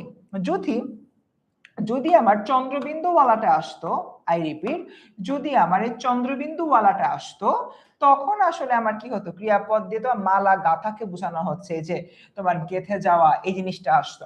বাট যখন আমি চন্দ্রবিন্দু ছাড়া বলতেছি তখন এটা দিয়ে কাহিনী বোঝাবো। আবার একটু হলো মনে রাখো এখানে কিন্তু এই যে চন্দ্রবিন্দুটা, এই চন্দ্রবিন্দুটা কিন্তু মানে খুব একটা ইম্পর্টেন্ট ফ্যাক্টর। তোমার চন্দ্রবিন্দু ছাড়া কিন্তু কিছু হবে না, চন্দ্রবিন্দু যদি থাকে অ্যান্সার হবে মালা, চন্দ্রবিন্দু যদি না থাকে অ্যান্সার হবে তোমার অন্য কিছু, অর্থাৎ কাহিনী, মাথায় রেখো, ঠিক আছে। আগাই সামনের দিকে, চর, চর অর্থ চপেটাঘাত, মানে ঠাস করে যে চর দেওয়া, সে চর অর্থ চপেটাঘাত হলে চ বৈশিন্য রচর, এটার মানে কি? ভূমি বিশেষ, গুপ্তচর, বৃত্তি নাকি নদী ভাঙন? দ্য অ্যান্সার উইল বি ভূমি বিশেষ। ওই যে নদীর মাঝে চর জায়গা না, তোমার চারদিকে পানি, মাঝখানে একটুখানি জল, একটুখানি স্থল হয়ে গেল আমার চর, ওইটাকে বোঝানো হচ্ছে। নদীর চারপাশে নদী, মাঝখানে যদি ভূমি থাকে তাহলে যেটা হবে কি সেটা। আচ্ছা, এরপর দেখি চির, চির অর্থ দীর্ঘ হলে এই চির অর্থ কি? একটা বললাম চিরদিন ধরে পড়াশোনা করছি, ওকে, তার মানে দীর্ঘদিন ধরে পড়াশোনা করছি। তাহলে চ দীর্ঘইকার চি বয়সিন্ন র মানে কি? এটার মানে হচ্ছে তোমার ছিন্ন বস্ত্র, তোমার কাপড় চোপড় ছিঁড়ে গিয়েছে, এরকম একটা অবস্থা। বাচ্চারা, এরকম একটা জায়গা থেকে আমাদের কিন্তু আসলে যে টপ 100 এমসিকিউ হলো ছিল, সে টপ 100 এমসিকিউ কিন্তু আমাদের ডান। এখন তোমাদের যে নির্মিতি সাজেশনটা রয়েছে, সেই নির্মিতি সাজেশনের দিকে চলে যাচ্ছে। তোমরা কি রেডি সবাই? চলো আমরা এবার স্টার্ট করি। ফার্স্টে আমরা দেখবো অনুচ্ছেদ রচনা। তোমাদেরকে প্রথমেই একটা ভ্রান্ত ধারণা তোমাদের রয়েছে যে ভাইয়া বইয়ের ভেতরে যা আছে ওটার বাইরে থেকে তো কিছু আসবে না। এটা আসলে একটা ভ্রান্ত ধারণা। তোমার বইয়ের মধ্যে কয়েকটা স্যাম্পল হিসাবে কিছু অনুচ্ছেদ, কিছু প্রতিবেদন দেওয়া রয়েছে, বাট ওইটার বাইরে থেকেও কিন্তু আসলে প্রশ্ন আসলেও আসতে পারে। বিগত বছরে বোর্ডে আসছে কিন্তু বইতে হয়তো নাই। এই টাইপের জিনিসগুলো কিন্তু আসলে অনেক বেশি গুরুত্বপূর্ণ, তাই এটা আমাদের কিন্তু একটু মাথায় রাখতে হবে। ঠিক আছে? সো আমরা হলো ফার্স্টে কি দেখতেছি বাচ্চারা? আমরা ফার্স্টে হলো দেখতেছি অনুচ্ছেদ রচনা। তো আমরা অনুচ্ছেদ রচনার দিকে যদি হলো একটু তাকাই, আমরা কি দেখব? নাম্বার 1 হচ্ছে গিয়ে আমার কি? বৈশাখী মেলা। সো বৈশাখী মেলা বিগত বছর অনেকগুলো বোর্ডে আসছে, তো এটা আসলে অনেক বেশি গুরুত্বপূর্ণ, এটা আমাদের হলো মাথায় রাখতে হবে। বই পড়া, এটাও আমাদের অনেক বেশি গুরুত্বপূর্ণ। নারী শিক্ষাটা আসলে একটু মানে পড়ে যাওয়ার জন্য পড়বো, এটা থেকে আসতেও পারে নাও আসতে পারে, বাট তোমাদের জন্য আমার কাছে যেটা মনে হয় বাংলা নববর্ষটা ইম্পর্টেন্ট, কারণ এপ্রিল মাসে পরীক্ষা দিচ্ছ, কয়দিন আগে তো বাংলা 1433 বঙ্গাব্দটা গেল। এরপর দেখি বই মেলা বা 21 বই মেলা, কম্পিউটার গেল। এরপর দেখি আমাদের ব্যক্তিগত পত্র বা পার্সোনালি যে পত্রগুলো রয়েছে। পত্রের ক্ষেত্রে তোমাদেরকে একটা কথা বলি, মোটামুটি লাস্ট 5 বছরে যে ব্যক্তিগত পত্রগুলো হলো রয়েছে, সেই লাস্ট 5 বছরের ব্যক্তিগত পত্রগুলো তোমরা যদি রিভাইজ দিয়েছ তাহলে খুব বেশি ভালো হবে। যেরকম তুমি ঋতুবাজি, বন্ধু রফিককে পাঠাগারে বই পড়ার নিয়ে কথাবার্তা বলে লিখে পাঠাও, 21 বই মেলা নিয়ে লিখে পাঠাও, পরীক্ষার কৃতকার্য হওয়ার জন্য মানে কংগ্রাচুলেট করে লিখে পাঠাও। তো সবকিছু মিলে আমাদের হলো এই যে 2 নাম্বারটা খুব বেশি ইম্পর্টেন্ট, তার চেয়ে বেশি ইম্পর্টেন্ট 3 নাম্বারটা। আমি তোমাদেরকে 3 নাম্বারটা পড়ার জন্য বেশ অনুরোধ করব, অ্যাকচুয়ালি অনুরোধ করব, কৃতকার্য হওয়ার জন্য বন্ধুকে পত্র লিখে পাঠাও। এখান থেকে কিন্তু আসলে লেজিট প্রশ্ন আসে। ডান। এসএসসি পরীক্ষার পরে এইটা 3 নাম্বারের চাইতে এটা আরো বেশি ইম্পর্টেন্ট, কারণ প্রত্যেকবার না এই জিনিসটা জিজ্ঞেস করতে চায় পরীক্ষকরা, এসএসসি তো শেষ, কি করবা, খাওয়া না, ঘুমাবা না, পড়বা। তো এরকম একটা জায়গা থেকে you need to remember that. So number 4 হবে কি তোমার অ্যানাদার ইম্পর্টেন্ট থিং। এরপর দিন নাম্বার 5, মনে করো তুমি নওগাঁর নুসরাত বা নিশিথা ঐতিহাসিক স্থান ভ্রমণের অভিজ্ঞতা জানিয়ে রংপুরে অবস্থানরত তোমার বন্ধু নয়ন বা নাফিসার নিকট একটা পত্র লেখো। একদম রিসেন্টলি হলো আসছে, ঢাকা বোর্ড 2025 সালে। তো এটা খুবই মানে লাস্ট 5-10 বছরের মধ্যে এটা প্রথমবারের মতো আসছে, আমি মনে করি অত ইম্পর্টেন্ট, বাট যেহেতু রিসেন্ট যদি চলে আসে সো এটা হলো কি মাথায় নিয়ে যেও। এরপর দেখি ব্যক্তিগত পত্র। ব্যক্তিগত পত্রের ক্ষেত্রে হচ্ছে এখানে বেশ কিছু দেওয়া আছে, তোমার আরো একটা ঐতিহাসিক স্থান ভ্রমণ অভিজ্ঞতা জানিয়ে, এইটা আবার কিন্তু অনেকবার আসছে। সো এই ঐতিহাসিক স্থানটা অনেক বেশি ইম্পর্টেন্ট। একটা জিনিস মনে রাখবা, যেই তোমার ব্যক্তিগত পত্র বা যেই নির্মিতির অংশটা বিগত 5 বছরে মানে 5 বছর না, বিগত বছরগুলোতে 5 বারের বেশি সময় আসছে, সবগুলো কিন্তু আসলে খুবই ইম্পর্টেন্ট। তো যাই হোক, ব্যক্তিগত পত্র শেষ, এবার আবেদনপত্র। এই আবেদনপত্রের সাজেশনটা হচ্ছে তোমরা হলো গিয়ে এখান থেকে দেখে নিবা। সো এটা আসলে তোমাদের জন্য খুবই ইম্পর্টেন্ট। বাচ্চারা সাজেশন তো পাচ্ছ, বাট এখানে কিন্তু একটা খুবই ইম্পর্টেন্ট ফ্যাক্টর তোমাদের জানতে হবে, এগুলো আসলে লিখবো কিভাবে, তাই না? তো আমি তোমাদেরকে সাজেশনটা তোমরা এখান থেকে পেয়ে যাবা, সাজেশন পিডিএফ থেকে পেয়ে যাবা, যেটা হচ্ছে তোমাদের কমেন্টে দেওয়া রয়েছে, একটা ফর্ম রয়েছে, ফর্মটা ফিল আপ করলে পেয়ে যাচ্ছ। এইটা বাদে এই জিনিসগুলো লেখার যে নিয়ম, লেখার নিয়মটা জানতে হবে না? এই লেখার নিয়ম না জানলে তো হবে না। লেখার নিয়মটা কোত্থেকে জানবা? এটা তো তোমার আজকের এই ক্লাসের মধ্যে হচ্ছে আমরা দেখাচ্ছি না। আমরা লেখার নিয়মটা জানার জন্য আমরা চলে যাব আসলে আমাদের যে ইউটিউব চ্যানেলটা রয়েছে সেই ইউটিউব চ্যানেল। এই যে অলরেডি কিন্তু ফারহান সাকিব ভাই তোমাদের জিনিসটা দেখিয়েছেন। তোমরা কি করবা, তোমরা সুন্দর মতো ইউটিউবে হলো গিয়ে আসবা। ইউটিউবে আসার পরে 10ms ক্লাস 6 থেকে 10 এটা লিখে সার্চ দিবা। সার্চ দিলা, তারপর দেখবা যে তোমাদের হলো গিয়ে এই যে এখানে আমাদের চ্যানেলটা চলে আসতেছে। তোমরা সুন্দর মতো এই যে চ্যানেলটা আছে চ্যানেলটার মধ্যে ক্লিক করবা। চ্যানেলটার মধ্যে ক্লিক করার পরে তোমরা দেখবা যে এদিকে একটা অপশন আছে প্লেলিস্ট। এই প্লেলিস্টে ক্লিক করবা। প্লেলিস্টে ক্লিক করার পরে আচ্ছা, প্লেলিস্টে ক্লিক করার পরে তোমরা যদি হলো একটু নিচের দিকে যাও তাহলে দেখবা এই যে আমার এখানে থামস আপ দেওয়া এ প্লাস দেওয়া একটা ছবি আছে। এসএসসি বাংলা সেকেন্ড পেপার নির্মিতি লেখার নিয়ম একটা শিখি সব শেখা যায়। ভিউ ফুল প্লেলিস্ট দিবা। এখানে তোমাদের হলো কি 6টা ভিডিও রয়েছে 6টা টপিকের উপরে। প্রতিবেদন, সংবাদপত্র প্রতিবেদন এবং সংবাদপত্র প্রকাশের জন্য প্রতিবেদন সব এখানে দেওয়া রয়েছে। ভাব সম্প্রসারণের যাবতীয় লেখার নিয়ম এখানে দেওয়া আছে। তারপর চিঠিপত্র লেখার নিয়ম এখানে তোমার দেওয়া আছে। রচনা লেখার নিয়ম উইথ সাজেশনস এখানে দেওয়া আছে। একটা সারাংশ কিভাবে লিখলে তুমি 10-এ 10 পাবা সেটা এখানে দেওয়া রয়েছে। একটা আবেদনপত্র কিভাবে লিখলে তুমি 10-এ 9 পাবা সেটাও কিন্তু আমার এই যে প্লেলিস্টটা এই প্লেলিস্টে দেওয়া রয়েছে। সো তোমাদের কাছে একটাই অনুরোধ থাকবে, যাদের এখনো পর্যন্ত এই জিনিসগুলো নিয়ে কনফিউশন রয়েছে কিভাবে লিখতে হয়, কিভাবে লিখলে পরীক্ষার হলে অনেক ভালো নম্বর পাওয়া যায়, প্লিজ আমার এই যে প্লেলিস্টটা রয়েছে, তোমাদের তো পরীক্ষার মাঝে গ্যাপ আছে তাই না, এই যে গ্যাপটা এই গ্যাপের মধ্যে অবশ্যই দেখে নিবা। তাহলে তোমাদের লেখার নিয়ম নিয়ে আর কোনো প্রকার ডাউট থাকবেই না। ওকে বাবারা, সো এতটুকু তো গেল। এবার চলো আমরা চলে যাই আমাদের যে স্লাইডটা রয়েছে, স্লাইডে আমরা লাস্টের দিকে চলে আসছি। আবেদনপত্র গেল, সংবাদপত্র প্রকাশের জন্য প্রতিবেদন। আমরা জানি দুই রকমের আমাদের প্রতিবেদন আসে, একটা সংবাদপত্র প্রকাশের জন্য আর একটা সংবাদপত্রে প্রকাশের জন্য পত্র, এই দুই টাইপের আসে। সো আমাদের সংবাদপত্র প্রকাশের জন্য পত্রের ক্ষেত্রে এগুলা খুবই ইম্পর্টেন্ট। ওই একই জিনিস যেগুলা বিগত বছরে 5+ টাইম আসছিল ওগুলা ভালো করে পড়ে যাবা। তারপরে এই যে এখানে 3 নাম্বার, এটা খুব বেশি ইম্পর্টেন্ট গেল। সংবাদপত্রের প্রকাশের জন্য পত্রের পরে সারাংশ। তোমাদের তো সারাংশ অথবা সারমর্ম আসে, আমি মনে করি না মানে দুইটাই পড়তে হবে। যারা বুদ্ধিমান তারা কিন্তু সারাংশ এবং সারমর্মের মধ্যে যে কোনো একটা পড়বে। আমি সাজেস্ট করবো সবসময় সারাংশ পরীক্ষা খাতায় লিখতে। তার কারণ তুমি যদি সারাংশটা পরীক্ষা খাতায় লেখো, সারাংশ আসলে পড়ে বোঝা সম্ভব, মুখস্থ করা লাগে না। বাট সারমর্ম আসলে পড়তে হয়, বুঝতে হয়, মুখস্থ করতে হয়, অনেক ঝামেলা থাকে। তাই শর্টকাট সিস্টেম হচ্ছে কি সারাংশটা শিখে যাওয়া, সারাংশ বা সারমর্মের মধ্যে শুধুমাত্র সারাংশটা হচ্ছে কি তোমার লিখে দেয়া। ওকে, তো গেল মোটামুটি এখানে। এরপর দেখি ভাব সম্প্রসারণ সাজেশন দেওয়া রয়েছে। ভাব সম্প্রসারণের মধ্যে এই ভাব সম্প্রসারণটা 3 নাম্বার, যেটা অনেক ইম্পর্টেন্ট, নোট করে ফেলো। তারপরে আত্মশক্তি, দুর্জন বিদ্যান হলে পরিচর্য 6 নাম্বারটা, এটা অনেক বেশি ইম্পর্টেন্ট। আমি কিন্তু এখন সাজেশনের উপরে সাজেশন দিচ্ছি ক্লাসের মধ্যে।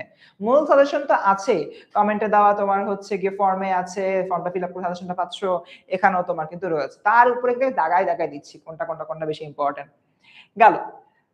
এটার পরে হচ্ছে আমরা সংবাদ প্রতিবেদন প্রণয়ন। এটা একটা পুরো সংবাদপত্র প্রকাশের জন্য পত্র, যেখানে তুমি সাধারণ মানুষ, আর সংবাদ প্রতিবেদনের ক্ষেত্রে তুমি কোন একটা পত্রিকার রিপোর্টার গেল। সো এই জিনিসটা হচ্ছে আমরা মোটামুটি এখানে ইয়া করে ফেললাম সংবাদ প্রতিবেদন প্রণয়নের যে বিষয়টা। সো তোমরা হলে দেখে নিবা। আচ্ছা, এর মধ্যে আমাদের যে 5 নাম্বার প্রশ্নটা রয়েছে এটা কিন্তু আসলেই অনেক বেশি ইম্পর্টেন্ট। সো আমরা সংবাদপত্র প্রতিবেদন প্রণয়নের ক্ষেত্রে 5 নাম্বারটা হলো মাথায় রাখবো, ঠিক আছে? ওকে, তো রচনা, আমি তোমাদেরকে 12টা রচনা দিয়েছি। তোমরা 12টা রচনারই পয়েন্টের নামগুলো দেখে যাবা। কি কি? বাংলাদেশ প্রাকৃতিক সৌন্দর্য, প্রাকৃতিক দুর্যোগ, অধ্যবসায়, নিয়মানুবর্তিতা, স্বদেশ প্রেম, সময়ানুবর্তিতা, মানব কল্যাণে বিজ্ঞান, কৃষিকাজে বিজ্ঞান, পরিবেশ দূষণতার প্রতিকার, শ্রমের মর্যাদা, জাতি গঠনে নারী সমাজের ভূমিকা, মাদকাসক্তি ও তার প্রতিকার। তোমার এই যে 12টা, এই 12টা রচনায় তোমরা হলো গিয়ে টাইটেল দেখে যাবা, ভেতরে জিনিসপত্র দেখে যাবা, তাহলে দেখবা যে তুমি কমন পেয়ে গেছো। তো স্টুডেন্ট, এই হচ্ছে গিয়ে আমাদের আজকে এই সুন্দর ক্লাসটা, যেই ক্লাসে আমরা কি করেছি, 3টা কাজ করেছি। নাম্বার 1, ব্যাকরণের সবগুলো পরিচ্ছেদে স্টার্ট দিয়ে ইম্পর্টেন্স দিয়ে দিয়েছি, কোথা থেকে প্রশ্ন আসবেই আসবে।